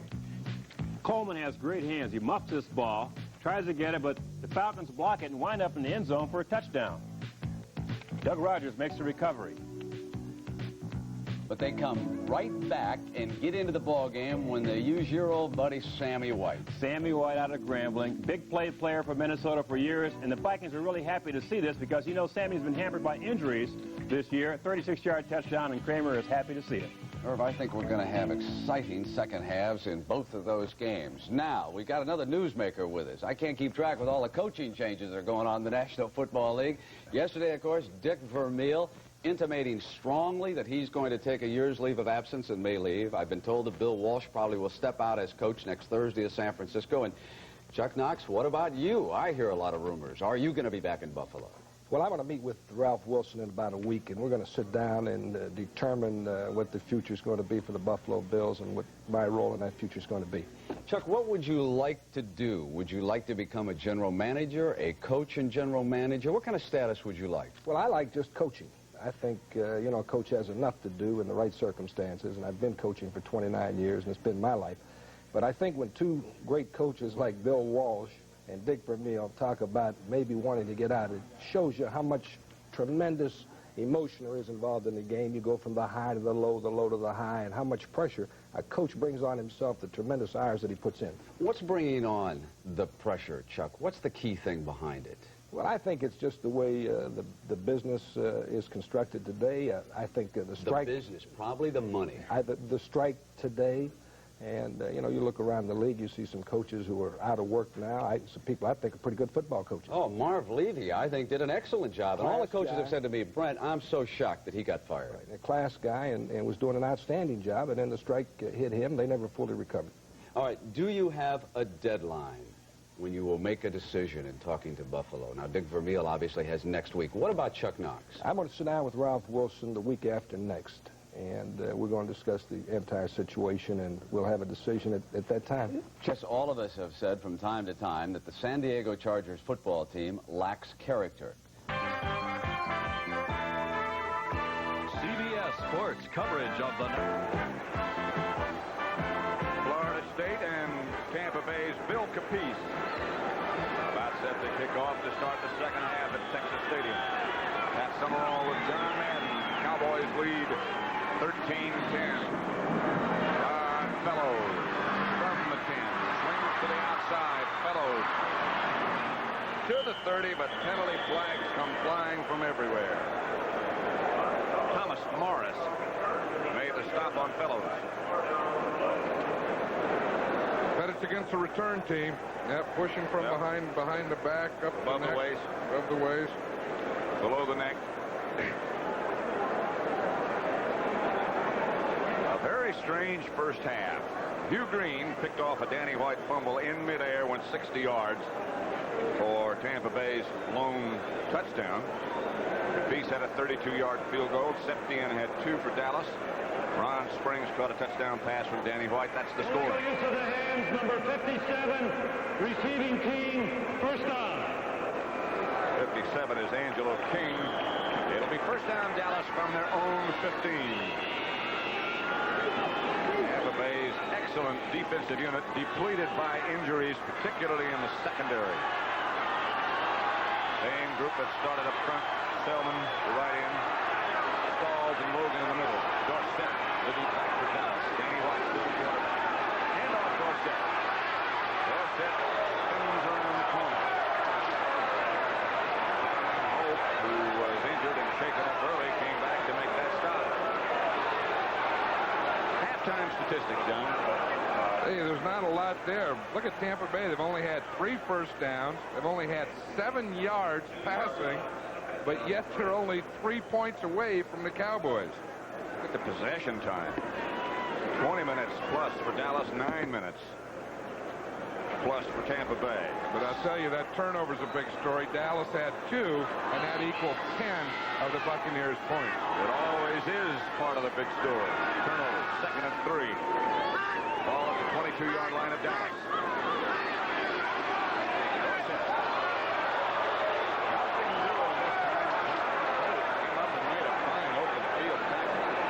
Dorsett a little bit upset with himself. He thought he had some room to the outside. John Holt has a little smile there.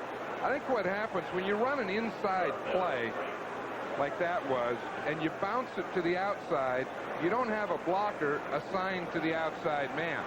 But Tony Dorsett was probably upset with himself for bouncing it out. So it's still 3rd and 3, and the ball's still at the 22.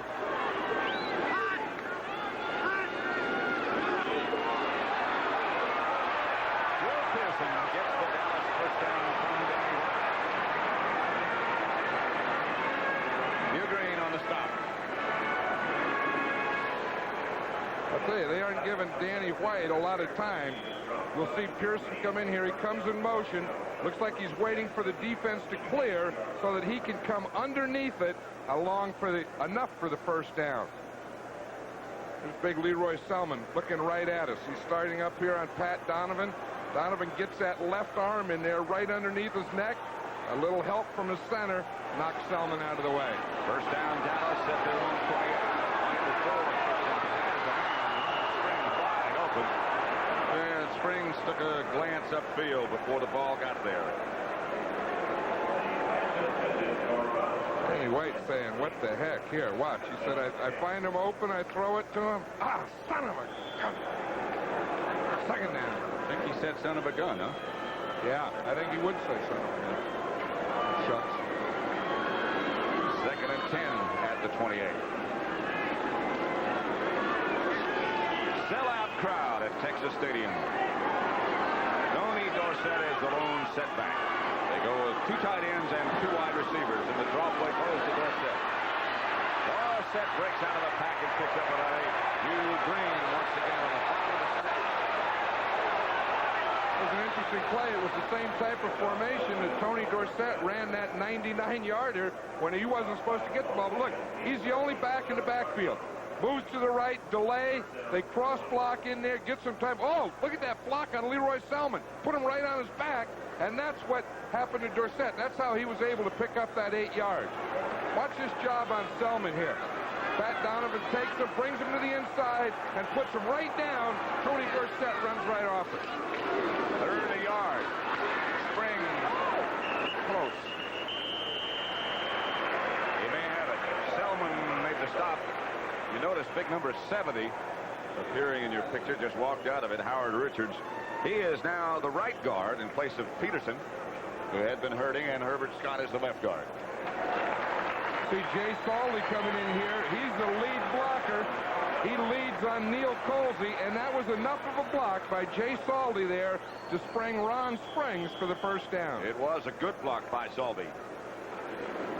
He hasn't played much at all this year, as he was injured in training camp, and really he's been out for the whole season. Took a long time for him to get well. Doug Donnelly now is in the game at wide receiver. And the handoff goes to Donnelly. He gets the block from Donnelly with the great speed. Has got some room. Donnelly to the 40, to the 35, and out of bounds at the 36.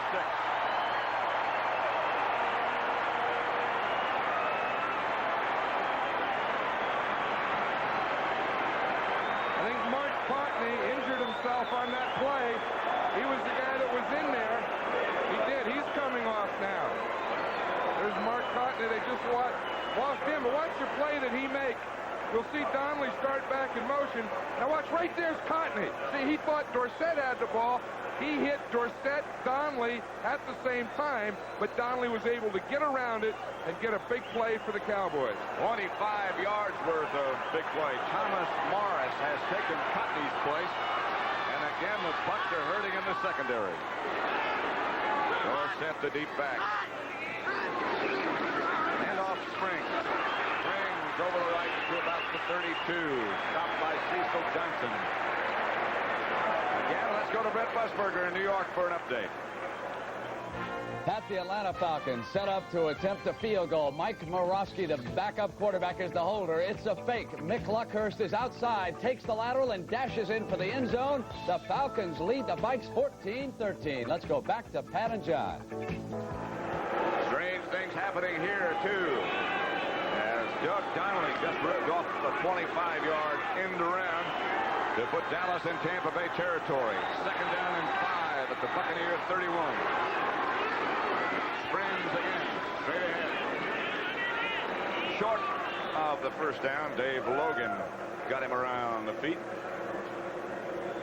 They'll need about another yard for first. I wonder if Tom Landry knows what Brent just told us, that Mick Luckhurst caught a touchdown. I wonder if he wants to set up something like that to Raphael Septien. Septien, at whom you look right now, is an excellent athlete. As a matter of fact, when they have the racquetball tournament every year among the Cowboys, he almost always wins. Bet he couldn't catch a pass, though. But he doesn't want to. Dorsett to the left. Cuts around the corner, got the first down out of bounds at the 34-yard line. Tampa Bay. Scott Brantley knocked him out of bounds, and the Cowboys have another first down. They already lead 13-10. Those of you who've been watching that very close contest between Minnesota and Atlanta, welcome to another one. Texas Stadium, Irving, Texas, the home of the Cowboys. Dallas leads 13-10, and they're on the move again.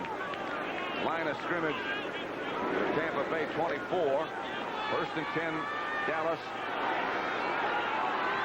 10:35 left, third quarter. Pat Summerall with John Madden. Butch Johnson swings in motion. Danny White swings back and throws. Caught by Butch Johnson. I think it was deflected by Springs before it got to Johnson. It was deflected. But I saw Tom Landry sent the play in with Butch Johnson. He took a lot of time explaining it to Danny White, and you can see why. Look, he starts in motion. You don't know if he's going all the way across. He stops, starts inside, then comes back to the outside. He's all alone. The ball was deflected, but he still made the reception for about a 6 or 7 yard gain. You can always tell when a receiver comes in and calls his own play. Like something's wrong with Butch's hand. They started at their own 15. This is the 12th play of the drive. Dorsett.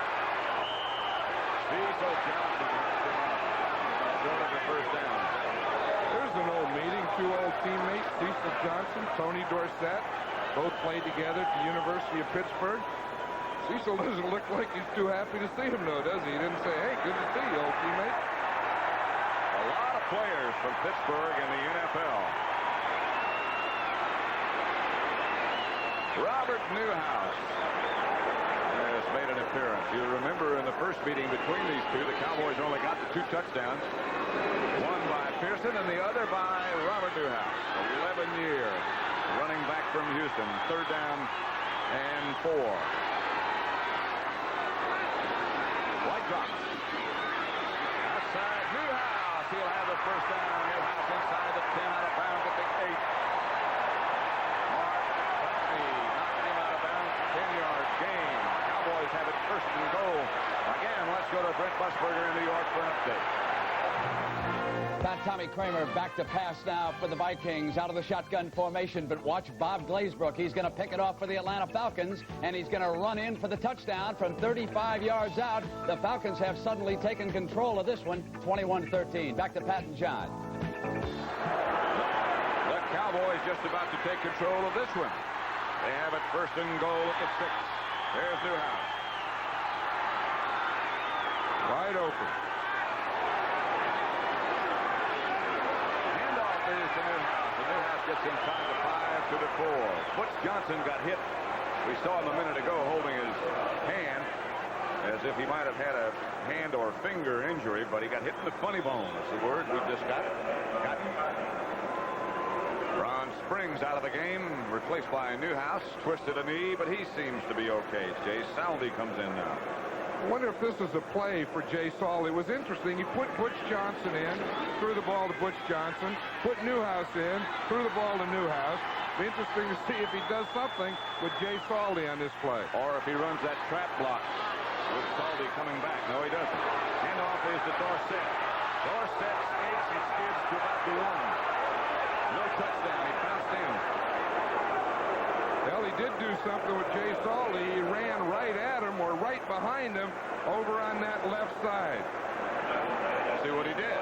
Let's watch him. He's the 3rd tight end. He's lining up the outside man, 87. He's coming in, starting on the 1st linebacker, picking off the next linebacker, and then Dorsett goes to the inside. Watch it again. Big guard pull. Dorsett really sprung through there. We saw the ball hit before he got to the goal line. Dorsett got to the 1. So it's 3rd down and goal from the 1. Dorsett again. Didn't get in. Leroy Selmon wrapped him up. Shy at the goal line. Big decision for Tom Landry. Here comes Septien. He's already made the big decision. Go for the field goal. That was a great job this last play by Leroy Selmon. Watch him from the right-hand side of the screen, coming down the line, getting penetration. Great job by the Tampa Bay defense. Poor job by Dallas. You can't allow penetration on the goal line. They did, and that's why they're kicking. 19-yard field goal attempt coming up by Raphael Septien. Toronto holding. He's hit 2 already. Septien puts Dallas up to about 6. 16-10. Decision to go for the field goal was not all that popular with the sellout crowd at Texas Stadium. Nevertheless, Cowboys lead 16. Leroy Selmon again. Here he is right here. He's going to take an inside charge and then come back this way and tackle Dorsett before he gets to the end zone. But watch this play. He's down low, inside. See him stop? Now flatten out, and he gets penetration and gets Dorsett before he has a chance to get to the goal line. That was a big, big defensive play in this game. The Dallas scoring drive, they kept it 17 plays. Look at the time of possession. Incredible that the Buccaneers are this close, but this is the way they've been doing it. A yard deep in the end zone is Owen. To the 22. Angelo King again leads the Hunters on a kickoff coverage. So it's 6:40 left, 3rd quarter. Buccaneers have the ball at their own 22 and trail 16-10 when you have that kind of an average. They only had 19 today. That may be a year low. On 1st down, Doug Williams retreats, looking deep. For House, Thurman, intercepted by Dennis Thurman. The official blew the whistle.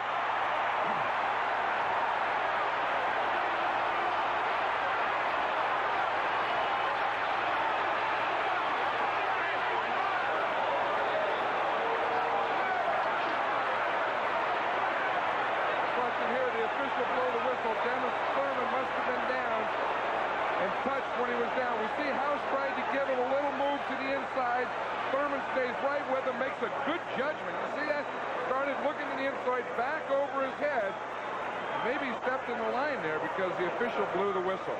That's a heck of a catch, a heck of an interception by Dennis Thurman. Dallas has the lead by 6. 6:33 left, third quarter. Wild and encouraging cheers for the offensive unit that has just come onto the field. Let's watch this great interception by Dennis Thurman right there. Turning around, getting the ball at the highest point. The reason the official stopped it right there is the collision with Kevin House caused Dennis Thurman to go down. Well, the Cowboys have the ball first and 10 at their own 37. It's Dallas 16, Tampa Bay 10. Tony Dorsett and Robert Newhouse, two running backs for the Cowboys. White going to work quickly. Cosby shakes and breaks. Comes close to getting a first down. He breaks out of the grasp of Cecil Johnson. Shakes and breaks, huh? That's probably the name of a dance or something somewhere. It could be. The book on the quarterbacks, Doug Williams, who's had a frustrating day. 1 out of 14 for 7 yards. That completion to Giles. White, 20 out of 36 for 234. I felt that last one that Doug Williams threw, he forced. He really didn't have to do that. It was first down. You know, he scored 16 to 10. You have plenty of time. Just work the ball a little. Like about 2 inches short of a first down. There's Doug Williams over on the sideline. Over by the Buck bench. Now, Hugh Green has just limped out, and he looks like he might be hurting a bit.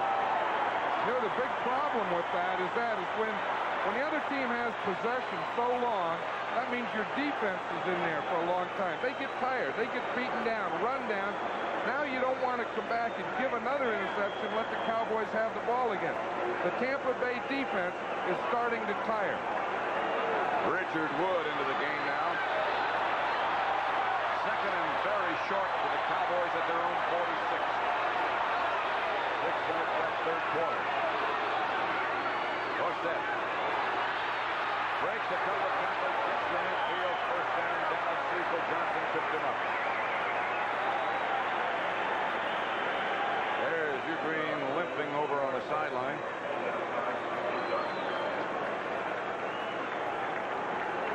I'll tell you, Hugh Green is really one of the leaders of this defense. He's the guy that on passing downs, they let Hugh Green cover the tight end man-to-man. So therefore, the corners and safeties can double those outside receivers because of having an athlete like Hugh Green. They'll miss him the rest of this game. And look at this statistic. Dallas has 22 first downs. Tampa Bay has but 3, yet they only trail by 6 points. Dorsett, about 9. Cecil Johnson made the stop. And indeed, you can tell that the Buccaneer defense is starting to tire. It's starting to show. Watch 84, Doug Cosby, the block he gets. Watch him. He leads here. Boom, and then Dorsett follows Cosby right in there. I'll tell you, Doug Cosby is a good target, but he's also a good blocker. Watch this motion. He comes right in here, leads to the linebacker. Look at that contact, and that allows Dorsett to spring through. That was very nice. The block was on Jeff Davis. Dorsett, 19 carries, 74 yards. Second down and 1. White looking for Tony Hill. Knocked away and deflected into the hands by Hope. Holsey hit the ball and knocked it into the hands of John Holt, who was lying down. Intended for Tony Hill. That is some kind of play. Wow. But here's Tony Hill. He's going on and up. He's just trying to streak past John Holt. Now watch this. Colsey comes in, jumps up, tips the ball at his highest point. John Holt was behind, falling down, and he caught the ball in the end zone for the interception. Second interception by the Bucs. The third turnover by Dallas. They'll take over at their own 20. That he just has cramps and should be back. First down, Tampa Bay. Dallas leading 16-10. Bucs at their own 20. 4:20 left to play third quarter. Williams to Wilder. Wilder, good yardage, about 8. Dexter Quickscale made a hit that stopped him. Wilder has 8 carries for 79 yards. A bunch of that came on the last 2 plays before the half when he rambled for 31 and 25. That's not a bad idea, maybe going to a Wilder now. I think the most important thing for Tampa Bay right now is to control the ball a little. Whether they get a score or not, just let that defense rest. Let them catch their breath. Let them get some oxygen. They've been on the field too much this second half. It'll be 2nd and 2 from their own 28 for Tampa Bay. Nothing doing this time as Harvey Martin is on Wilder before he can get back to the line of scrimmage. They say, Tom Landry says, that Harvey Martin has rededicated himself this year, and he's playing well. Of course, we know during the strike he had that problem where he went bankrupt, and sometimes that tends to rededicate you. In a lot of ways. When you're broke, that makes you a little hungrier. 3rd down and 2. Big play by Harvey Martin. Clock running, just over 3 minutes left to play third quarter.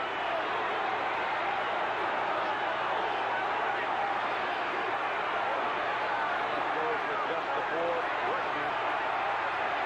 Oh, complete to House. House breaks away. He can run. First down, Bucks. Michael Downs made the stop. 20-yard gain. Williams to House. I'll tell you, that was a big play. It was a 3rd down play, and for no other reason, it's going to rest their defense a little more. Let's watch Kevin House. He's working here. He runs the hook, catches the ball, and when he gets free, there's always a chance he can take it all the way. The fastest man on the Buccaneer team. Kevin House had some problems his first year, really developed last year, and now has come on to be one of the best in the business. Wilder to the outside again. Penalty marker down.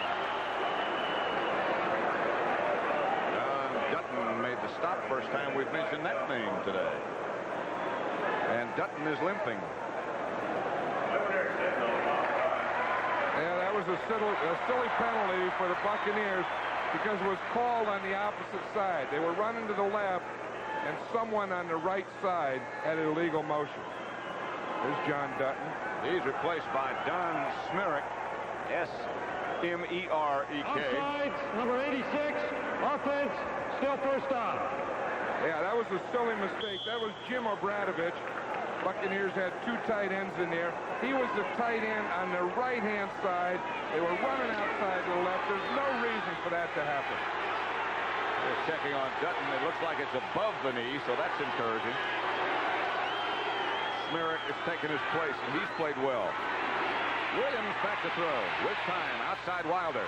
Wilder shakes one tackle, gets inside Cowboy territory before Bob Brunig takes him down. This is one thing supposedly Doug Williams has done better is being able to hit his running backs to the outside. Here we're watching an outside receiver. We see Wilder come outside of him, break in, and pick up about 7 or 8 more yards. Let's watch that pass protection in there. There's Smerek in there. Good pass protection. They keep him on the line, keep Randy White off the quarterback, give him a little time. 2 guards in the center did an excellent job. Second. Williams chased by Harvey Martin. Hits Randy White. Almost hits him in the head. The pressure from Harvey Martin caused Williams to hurry. Let's watch Randy White here. He's in the stance, 54. You see, he gets taken low by Ray Snell. So he doesn't know what to do. He doesn't rush. He just stands right there, and the ball hit him right between the 5 and the 4. Say, what the heck's going on to me out here? When you get back at the beginning of that, that was a heck of a job by Snell, wasn't it? It was. He took him low. 3rd down and 6. Here's Williams looking quickly. Here's Gordon Jones, and he'll have enough for the first down and more. Jones headed to the end zone. Jones, touchdown Tampa Bay.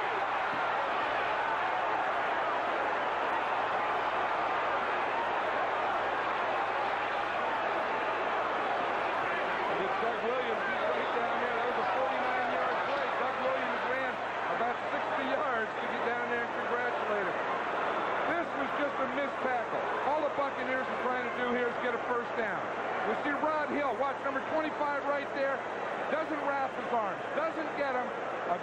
effort, though.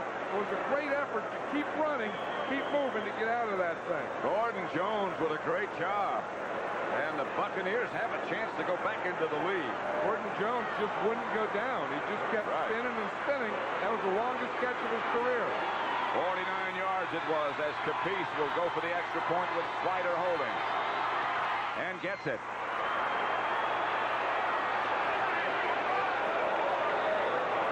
plays. 80 yards, 6 plays. Here's the pass protection. Oh, geez, they had a blitz coming there. You see, Anthony Dickerson, number 51, was right there. Now watch the receiver. Again, he's just going to slant, just for a first down. He keeps spinning, running. Rod Hill misses the tackle. And, of course, it's a big touchdown for Gordon Jones. So, Tampa Bay takes the lead once again. Buccaneers 17, Cowboys 16. Kicks a 39-yard field goal, and the Vikes now trail Atlanta by 5, 21-16. Back to Pat Summerall and John Madden. Texas Stadium, Tampa Bay 17, Dallas 16. A minute 16 left, third quarter. Buccaneers don't seem to deserve to be in the game, but they lead. Meadows takes it up to 7. Meadows with some room to the 36. Jeff Davis made the stop. 29-yard return by Ron Fellows. You see, he catches the ball here about the 7-yard line. He starts up the middle. Now he's going to break out here to the right, and he picks up a big gain. Hey, that was a good thing. You know, Tampa Bay has been struggling, but they've made some great plays. Like Neil Colsey made the great tip, interception in the end zone, a nice drive, and a heck of a play by Gordon Jones. Look at this. Tampa Bay has 17 points. They've all come as a result of a turnover. Here's Dorsett around the corner. Out of bounds by John Hope, but he got about 8. That's the thing with turnovers. If you don't have any, then that's great. But if you do have some, if the other team has equally as many, then you can even that thing out. But the most important thing is what you do with the turnover after you get it. And we can see that the Buccaneers have 17 points as a result of turnovers. Injured player, I believe, is Hugh Green. And 53 is his number. Yeah. It looks like he was limping a little early in the play. You see, he gets bumped there. Then it looks like he's already limping. It looked like something just tightened up on him. White. Side to Kenny Newsom. He gets near a Dallas first down. Has it out of bounds by Mark Cotney. Danny White looks like he's holding up pretty well. I thought that the pounding from taking the snaps would bother him today, but he doesn't look like anything's bothering him. Taking a pretty good pounding in other areas, too. He's 21 out of 38 for 238 yards. Clock running down. That's till the end of the third quarter. So 27 seconds left to play, third quarter. Less than that now. First down, Dallas. White back to Dorsett. I get the feeling he's about ready to break one. Penalty flag goes down back in the Dallas backfield. Jeff Davis made the stop for Tampa Bay.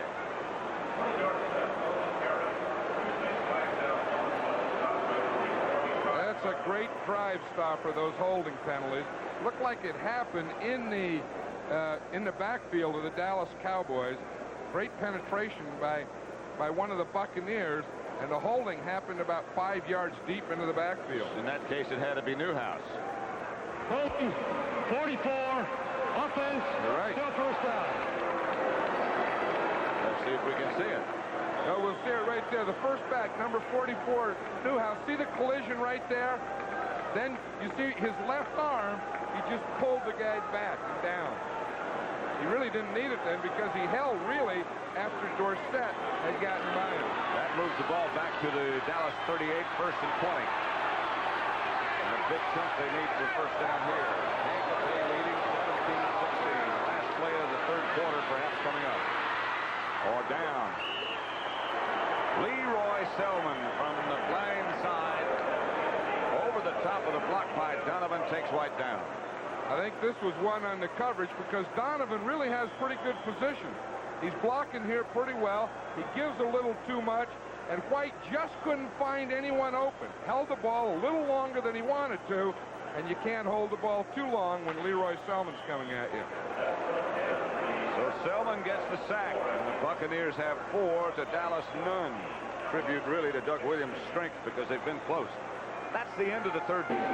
Second down, and 26 yards to go for the Dallas Cowboys. One more quarter to go. Danny White, doubtful at the beginning of the game, has played the whole contest. On second down, he throws outside Dorsett. Dorsett hemmed up on the sideline and knocked out of bounds by Andy Hawkins. They got some of it back. 11 yards they got back. It'll be third down, 15. That was the first play of the fourth quarter with Tampa Bay leading Dallas 17-16. Really, as the story unfolds, it's an incredible story. Just to bring you up to date on Hugh Green, it was cramps. They took him off on the cart. Nevertheless, it's still problems with cramps. From the shotgun is Danny White. Selmon with a good rush. The rest of the Bucs with a good rush. And they come up with a 5th sack of the day on Danny White. Abe Logan, John Cannon led the charge, and White will have to punt it. Well, I'll tell you, the one that caused is Leroy Selmon. He comes from the left of the screen. He's the guy that flushes Danny White. Watch him right here. White feels him, starts to run to the right, and he runs him right into Logan. Hey, see, sometimes that first guy has to flush, and then the other guys mop up. Flush and mop. Two of our favorite players. White will punt. Good kick this time. Theo Bell back at the 15. Rod Hill was the first man down there, and Bell just shooted it out of bounds. 47-yard punt, an 8-yard return by T23. Of course, those last 3 close ones were all at home. It's a close one here as they lead Dallas 17-16. Hand off Wilder. And Wilder bangs his way up for about 6 yards before he's stopped by Everson Walls. There's Danny White. He does look a little frustrated. You know, the Cowboys, since the strike, really haven't been consistent, and they sure don't look consistent today. They don't look like they're running on all cylinders. They really don't. The only time I thought they did was when they beat Washington. Yeah, that's right. Yeah, they had a good game that day. Second down and 4. Theo Bell and Jimmy Giles. Wide receivers pitch it back to Wilder. And Wilder has a first down, but there is one of those yellow flags on the ground. And it was right at the end of the play. Pushing or holding against Tampa Bay, so that'll be 10 yards. Oh, and another flag. Someone must have complained. That sideline, I bet. Oh, I think it was against Charlie Hanna, 73.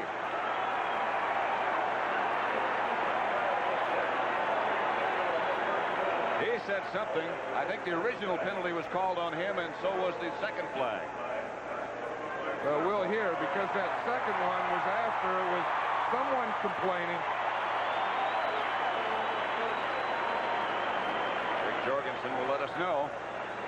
That's funny. The guy that threw the second one was deep and in the middle of the field, and whatever was said, he had to have pretty good ears to hear it. Block, number 73, offense.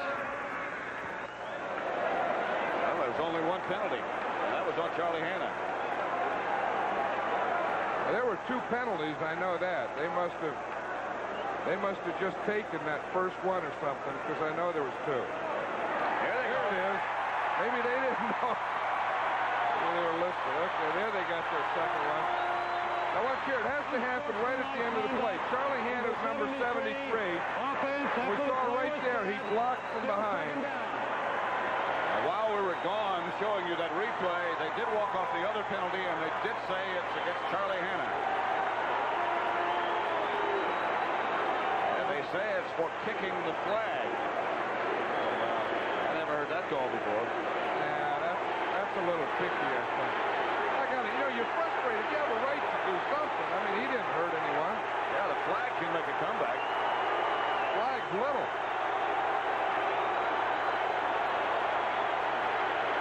They're all the way back to the 11-yard line, and now the Bucs only have 10 men on the field, and they want somebody else, and Williams finally takes a timeout.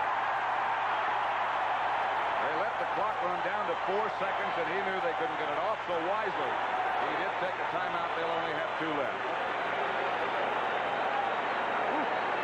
Changes your philosophy a bit. And that can really hurt not only the penalties, of course that's 25 yards of penalties, but having to burn that timeout may come back to haunt him. It is 2nd and 22.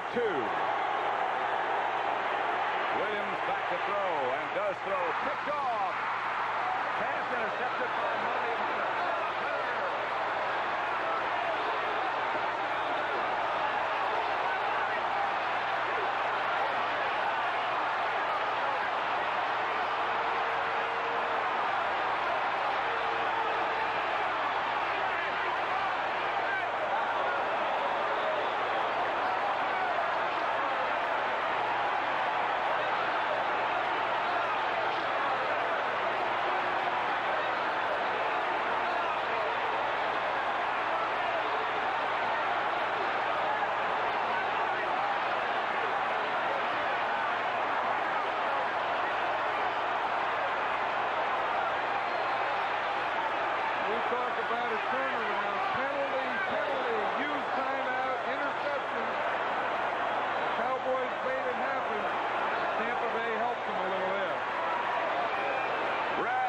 Set in.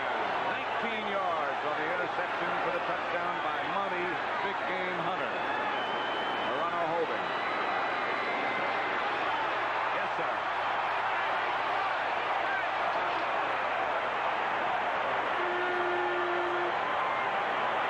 Dallas 23, Tampa Bay 17. Watch it again. Money Hunter's number 34. Doug Williams back up against the end zone, throws it. Hunter was just playing his zone. He wasn't playing man-to-man. He was right in there, watching the quarterback's eyes, saw the ball, boom, took it off, scored a touchdown. Monty Big Game Hunter, the rookie. It was Monty Hunter, you might recall, in the first meeting, who stripped the ball away from Jimmy Giles and saved the victory for Dallas. They lead now 23-17. Let's watch it. It's his own defense. Here's Monty Hunter right here. No man-to-man. He'll just back up, read the eyes of the quarterback. Watch it. Watch him. The ball snap here. He just starts straight back. Backs up. He looks. He watches Doug Williams. Boom. Williams throws it right to him. The fans are still clapping about it. I never have heard a crowd at Texas Stadium this enthusiastic. Set in. Fires a rocket to Owens, who falls on it in the end zone. No return. Dallas 23-17. Let's go again with Brent Musburger in New York. A fake end around by the Vikings, Pat. Watch Tommy Kramer. He'll keep it. Sam McCullum will get free in the back of the end zone. Touchdown. 23-21 now. The Vikes lead it. Back to Pat and John. Here it's 23-17, Brent. Cowboys take the lead. A 19-yard interception return by Monty Hunter.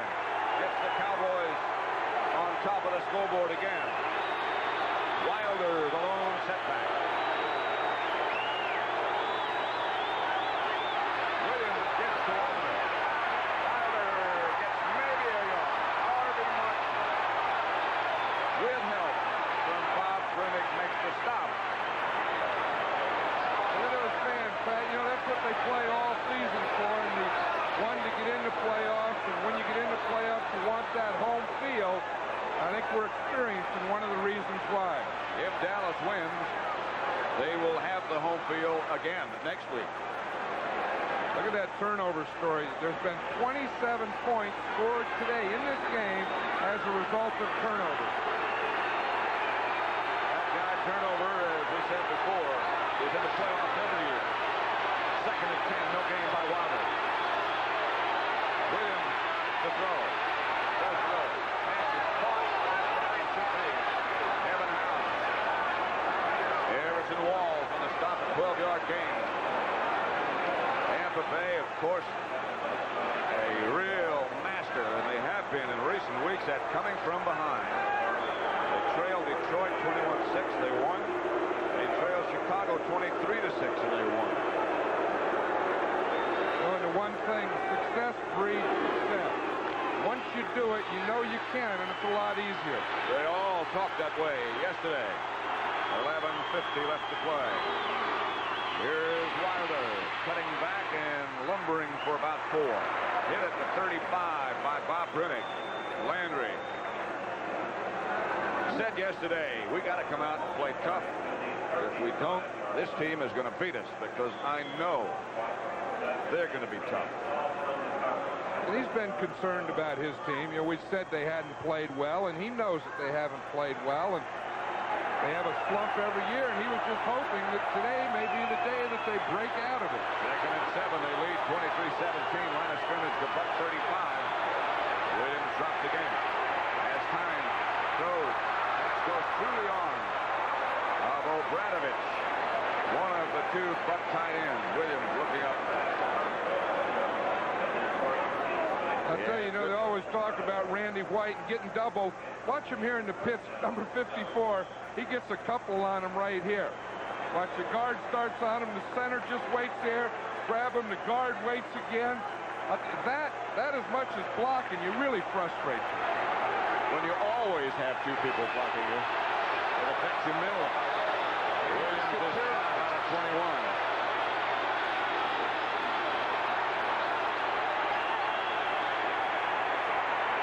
The rush, Williams gets rid of it. Pass complete to Kevin House again. Another Tampa Bay first down. Ron Fellows, the defender. Williams under pressure, but he hung in there. You know, Doug Williams has thrown 2 passes on this drive that really didn't stay in the air very long. You watch House come down here. He just does a little turn in, catches the ball in front of the secondary for a first down. Let's watch Tuttle. He has something big on that right arm. He's still trying to use it, though. There's Charlie Hanna blocking him, the guy who had the 2 penalties. He held him out long enough. 23-17 Dallas. Just over 10 minutes left to play. Ball's at 47. Wilder the lone setback. Williams outside quickly to House. 8 more. Dennis Thurman knocked him out of bounds. Right now, again, let's go to Brent Musburger in New York for an update. Pat, no fake this time. McClucker's 41-yard field goal for the Atlanta Falcons. 6 minutes and 45 seconds to go. Atlanta has regained the lead, 24-23 on Minnesota. Back to Pat and John. 24-23 there, 23-17 here. Dallas leading, but the Bucks on the move. It's the Dallas 45. Second down and 2. 9:45 left to play. Wilder again to lone setback. Handoff Wilder. Hit up the line of scrimmage, didn't get the first down. John Dutton hit him right there. I'll tell you, that's the cop. We were talking to Doug Williams yesterday. He said Dutton's the cop. Just hangs around that line of scrimmage, takes the middle, holds on. And there we see Randy White right in there with him.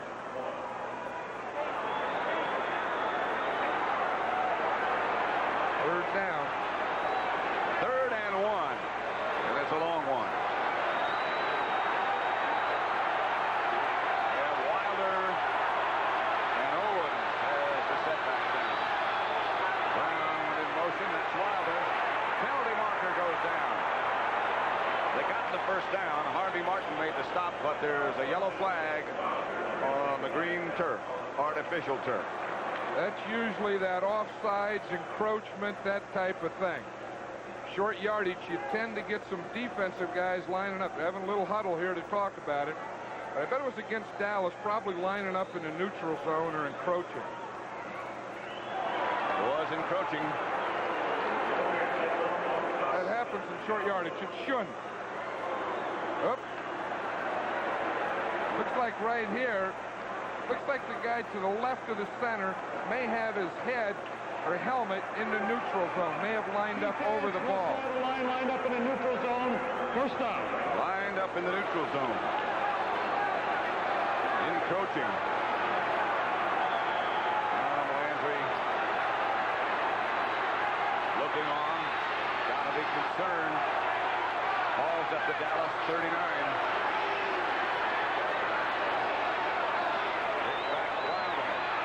Almost tripped up. He is tripped up. Hit by Dutton and now by Everson Walls. Down he goes. Might have gotten back to the line of scrimmage. Not much more than that. Maybe a half yard. I'll tell you who made the play on that was the Cowboy left linebacker, Mike Hagman. Again, he got penetration. Biggest thing against the running game defensively is penetration. Mike Hagman got across the line of scrimmage. Watch him now. It'll be from the left-hand side of the screen. Watch him right there. See, he got into the backfield, and he got that run a while to stop before it got started. It'll be 2nd and 10, still from the 39. 8:15 left to play. Dallas 23-17. Williams dropped. Here comes the blitz. Williams has got some time. It's knocked away at the last minute by Dexter Winksdale. What a play. Boy, that saved touchdown there. Sure did. Giles had a couple steps on him. You know, we haven't heard much from Jimmy Giles today, the Pro Bowl tight end for the Buccaneers. We see him right here. Look, he has a couple steps. The ball is thrown short. It was a great defensive play by Clinkscale, but at the same time, it was a short throw by Doug Williams. Dexter's been around a couple of years. 60 minutes. Following football, except on the West Coast, where you'll see that it's regular time. You'll see the entire CBS primetime schedule following football.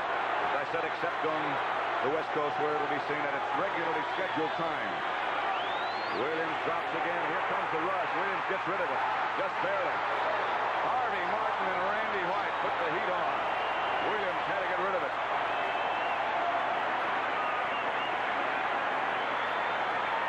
I'll tell you, it didn't look like anyone blocked anyone on this play. Watch the rush. Smirrick's in there, number 60. Harvey Martin coming in free in a stunt. Randy White to the outside. They all get there about the same time. Doug Williams doesn't have a chance.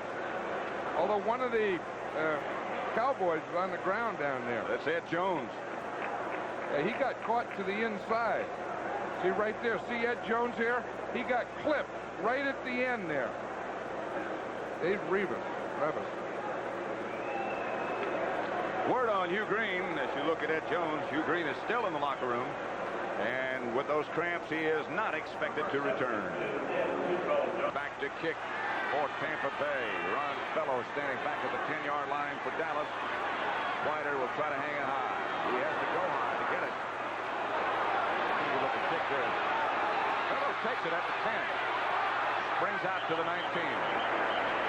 And Dallas will take over. Only a 29-yard punt. A 9-yard return by Fellows, stopped by Dwayne Osteen. As you look at Ed Jones over on the Dallas sideline. And we saw Ed Jones, we saw the replay of that, how it happened.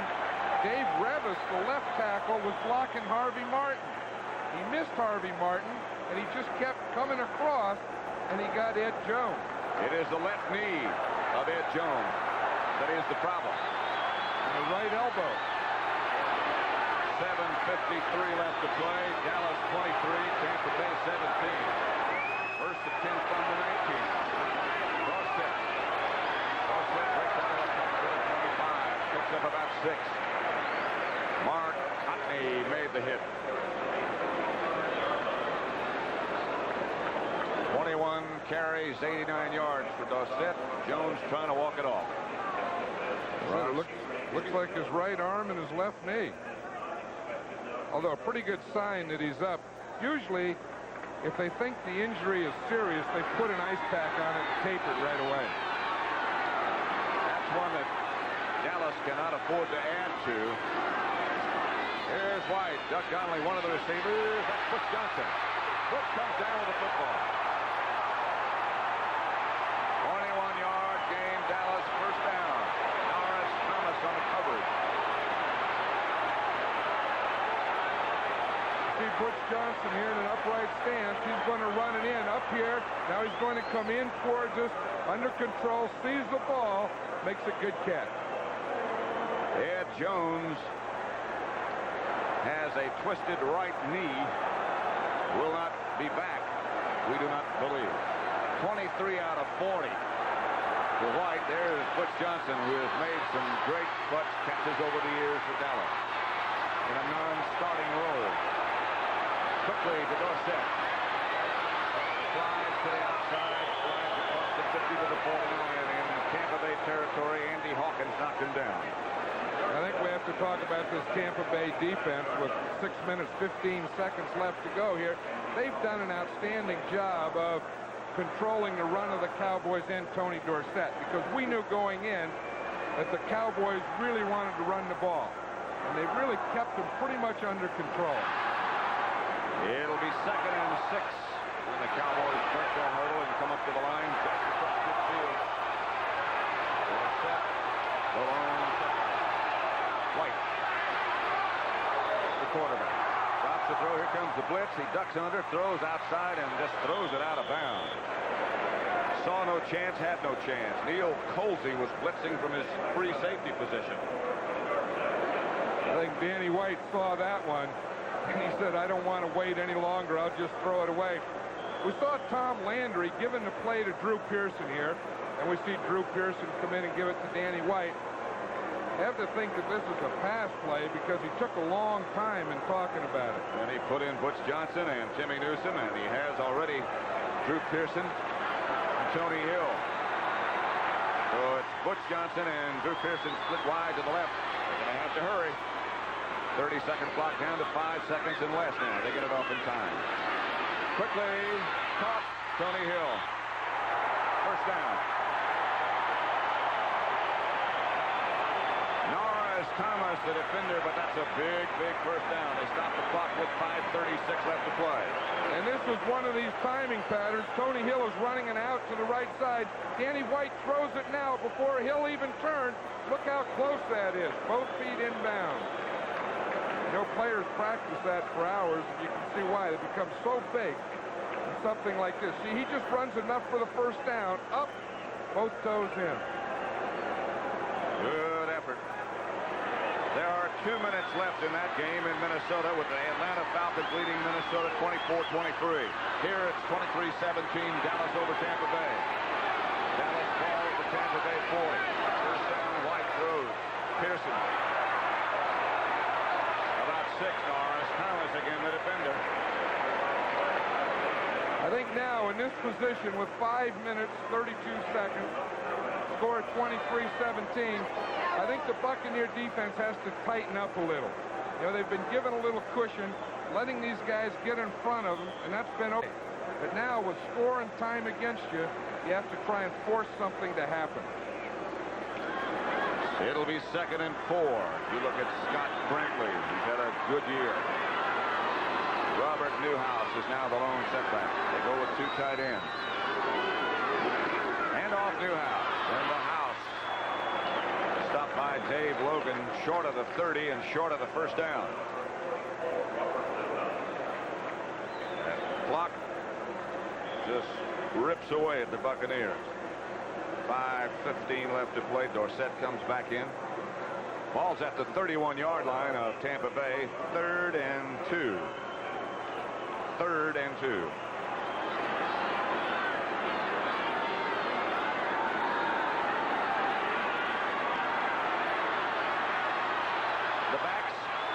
Newsom and Dorsett. White. Wide open is Drew Pearson. Spins to the 15. First down, Cowboys. 16-yard gain.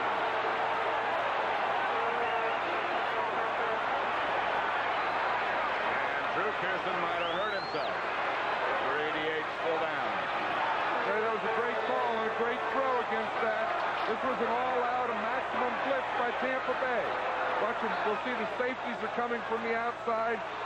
And now Danny White just sees Drew Pearson there. Boom, gives him the ball right now against the safety blitz. It appeared that his left leg buckled after he made that spin. While he's down and while they look, let's go for another update to Brent Musburger in New York. About a minute 44 to go in Minneapolis, and Ted Brown runs to the flag for the touchdown. After the extra point, the Vikes have gone ahead 30-24 over Atlanta, 1:44 to play. Back to Pat and John. Sounds like a dandy up there, and it is a dandy here at Texas Stadium. Drew Pearson grabbed his hamstring muscle as he got up. That must be what happened. Yeah, but then he just gave the sign there that he's okay. You know, sometimes their foot gets caught in that carpet, and they think that something happens, and then when they sit there for a while, they say, well, it's okay, nothing bad happened. I think that's what it was with Drew Pearson. Been a good day for Drew. 7 receptions, 95 yards. Still bothering him, obviously, a little bit. Yeah, he's a clutch player. White is 26 out of 44. Belichick goes back deep, first down, Dallas. 16-yard line of Tampa Bay. Dorsett falls to a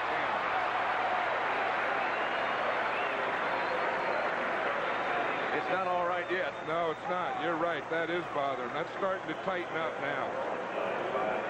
Now.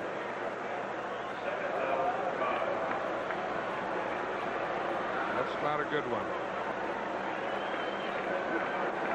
That is also, we talk about cramps being agony. When you pull a hamstring, that is agony, too, when you're really cold. And it never leaves for a long time. The 10th play in this drive coming up. 2nd and 5. Everything set. White fake, roll, throw. This is Newsome, touchdown.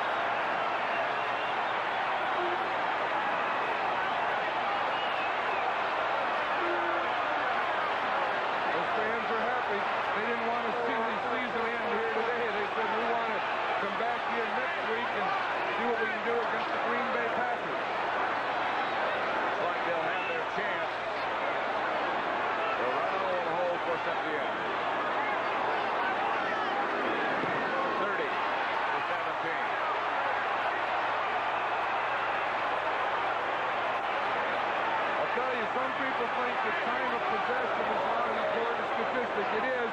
The Dallas Cowboy offense has just worn down the Tampa Bay defense. You see the completion here to Timmy Newsome with a play fake one way, half roll the other way.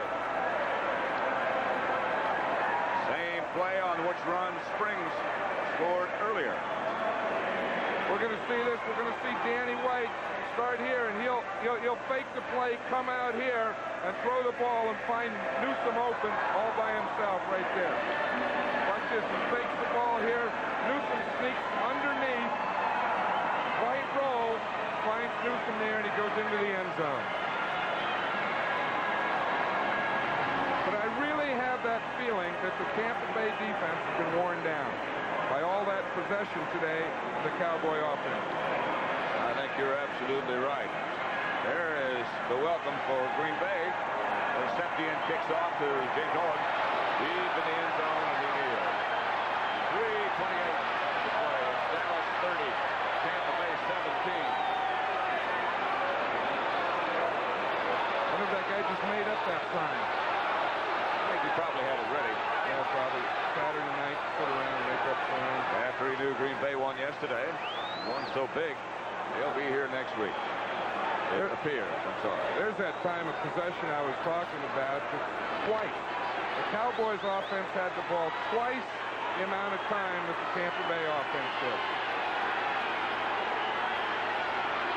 Doug Williams, who's played the entire game at quarterback. Kevin House comes in motion. Williams will have to throw every down. He has time. He throws an underthrow. Low throw intended for House. Everson Walls on the coverage. Snell having trouble getting up right now. Randy White made him throw that one low. Randy White penetrated. He was right at the feet of Doug Williams. Doug Williams couldn't take a step. Snell comes limping off the field, number 72. Let's watch it from the end zone. Now watch Randy White, 54. He comes there, and he'll be falling. Oh, I guess he wasn't that much. Doug Williams just went backwards. You think you see something, you don't see it. Well, he was close, though. You know, I think he kind of felt that at his feet. You know what I mean?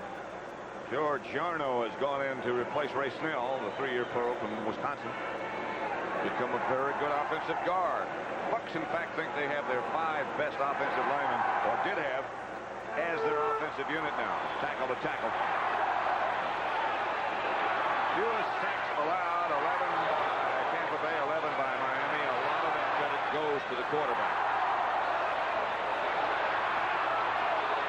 3:24 left to play. The ball's at the 22nd and 10, Tampa Bay. Penalty marker down. Williams going deep. Got a man. Batted away as Theo Bell was the intended receiver. Dexter Clinkscale and Ron Fellows both over on defense. And there's a penalty flag down. We saw Doug Williams clap, so it's probably something against the Cowboys.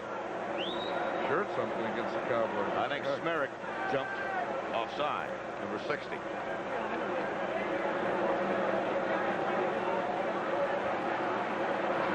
An interesting story. Dennis Smerick, he got shot in a parking lot here in Dallas last year.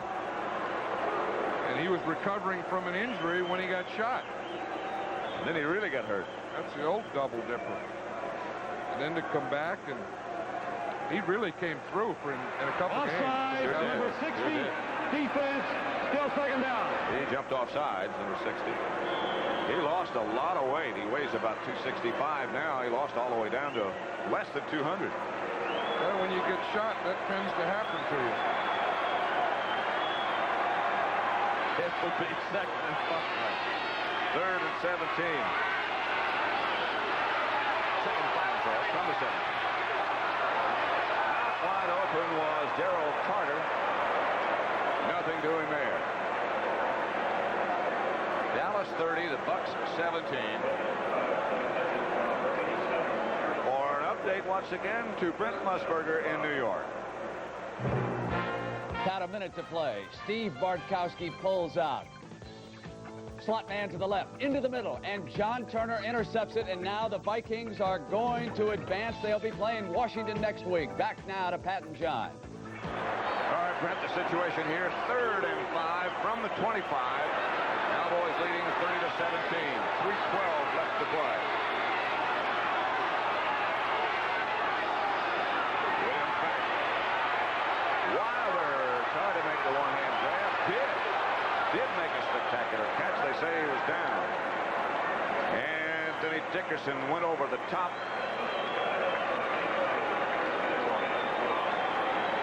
James Wilder said he wasn't touched here. Watch him fast. It's a little behind him.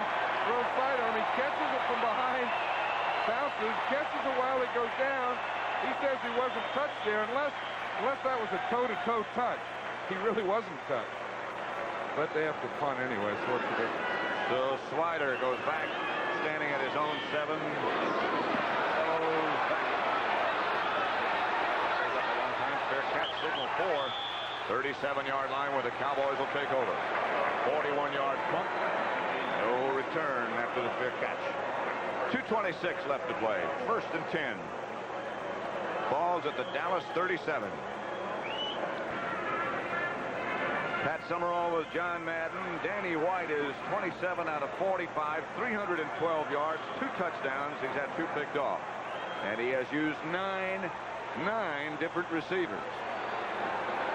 Keeps everybody happy. I'll tell you, he's done a heck of a job. You know, he didn't practice since Wednesday. He tried it a little yesterday, that injured thumb. And he has the 5 bruise. He has an infected tooth. He didn't even show up this time. 27 out of 45. Sure, he sets a record. Here's the ducks to the outside after the 40 mark. And he made the hit. You know, one thing we saw Drew Pearson injured, maybe pulled a hamstring. Just a little while ago, Tony Hill limped off the field. You never know what it's going to be like for next week. You know, I mean, these guys all have to come back, play again here next week against the Packers. Tony Hill has just limped back into the lineup. White, by the way, has broken his own playoff record, Dallas record.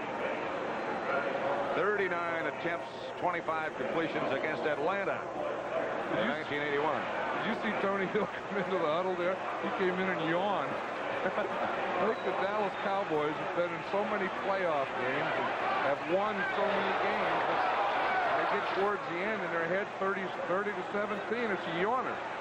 2:20 left to play here at Texas Stadium. Dallas 30, Bucs 17.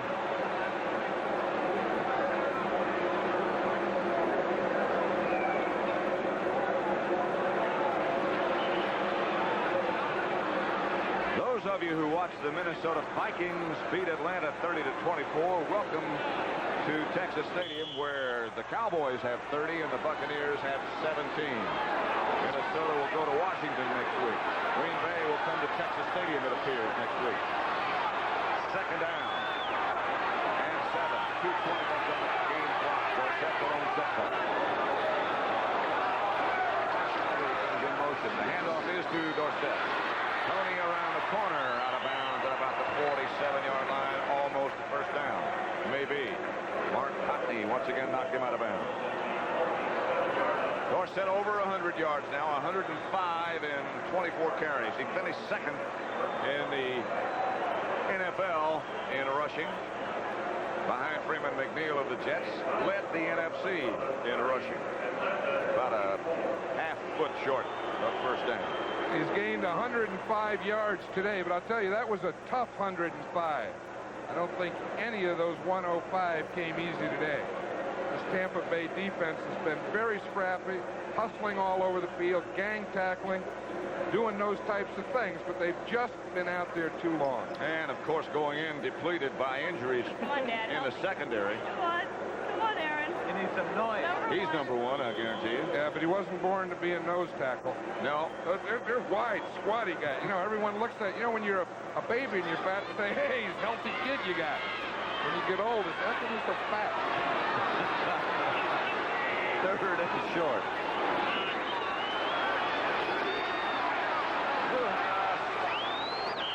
Might have gotten enough for the first down, but certainly not more than a foot or so that they needed. They're going to move the sticks.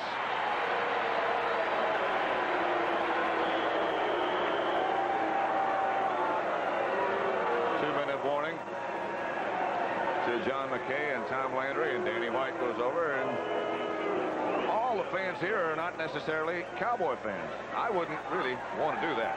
No, that one's not going to stay up there very long.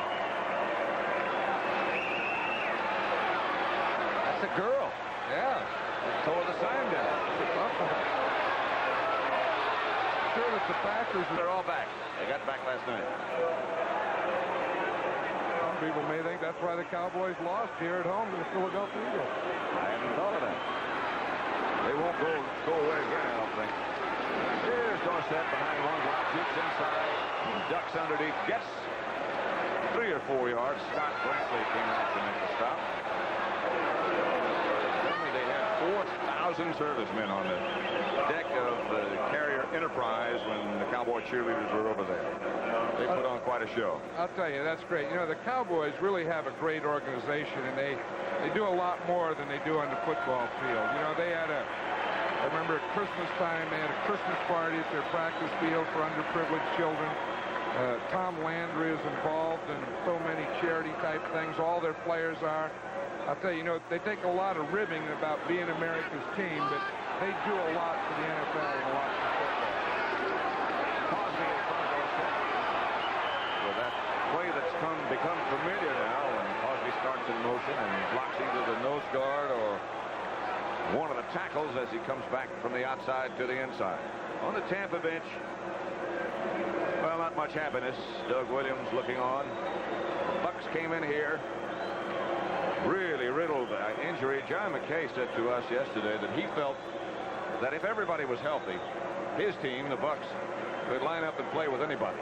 But he had some doubts about today. He said the guys who haven't played are going to have to play. And they did. And they really played pretty well. I think they just got worn down.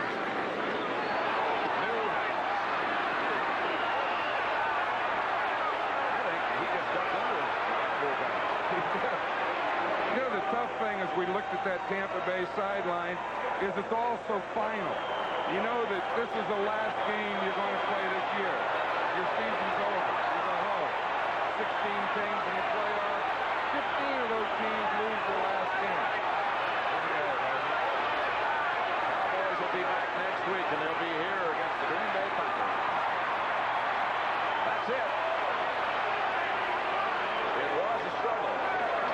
Dallas 30, Tampa Bay 17. Let us tell you now who's responsible for us talking to you. And you're looking at the pictures. The executive producer is Terry O'Neill.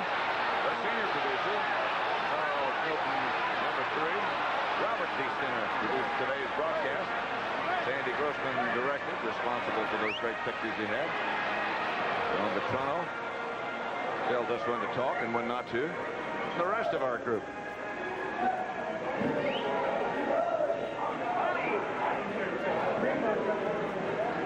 And you see here, Tom Landry heading up. For John Madden, Pat Summerall saying so long from Texas Stadium. Final score, Dallas 30, Tampa Bay 17. Right now, let's go to Brent Musburger in New York.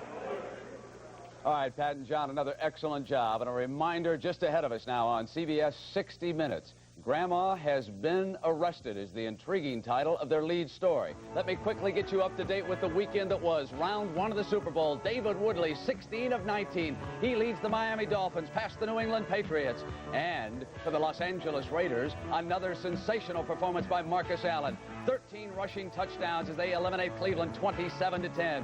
Joe Theismann with another hot hand. And Alvin Garrett filling in for the injured Art Monk caught 3 touchdown passes, 6 for 110 on the afternoon. Lynn Dickey was red hot for Green Bay. He threw 4 touchdown passes, including this 60-yarder to John Jefferson, his first scoring pass of the day. But if yesterday was a rout, today was pure drama. Danny Fouts with time running out, got the tight end screen to Kellen Winslow, and he broke in to eliminate the Pittsburgh Steelers in Pittsburgh. Meanwhile, with time running out on Cincinnati, 4:50 to go, they were down 30-17. They went to Collinsworth, but Darrell Ray snapped it off and went the distance. The longest interception in the NFL playoffs, 99 yards, 44-17. The Jets eliminate Cincinnati. Then we closed out with the 2 NFC playoff games, and both of them went down to the stretch into the 4th period. Finally, it was Ted Brown of the Minnesota Vikings dashing to the flag. 30-24, the Vikes advanced to the next round. And finally, it was the Tampa Bay Buccaneers trying to get into it. But Doug Williams misread the zone, and it was snapped off by Monty Hunter. This put the Cowboys up 23-17. They win it 30-17. When we come back, we will tell you the weekend lineup that's still ahead of us for round 2. And don't forget, 60 Minutes is still to come. And the NFL Today continues in just a moment.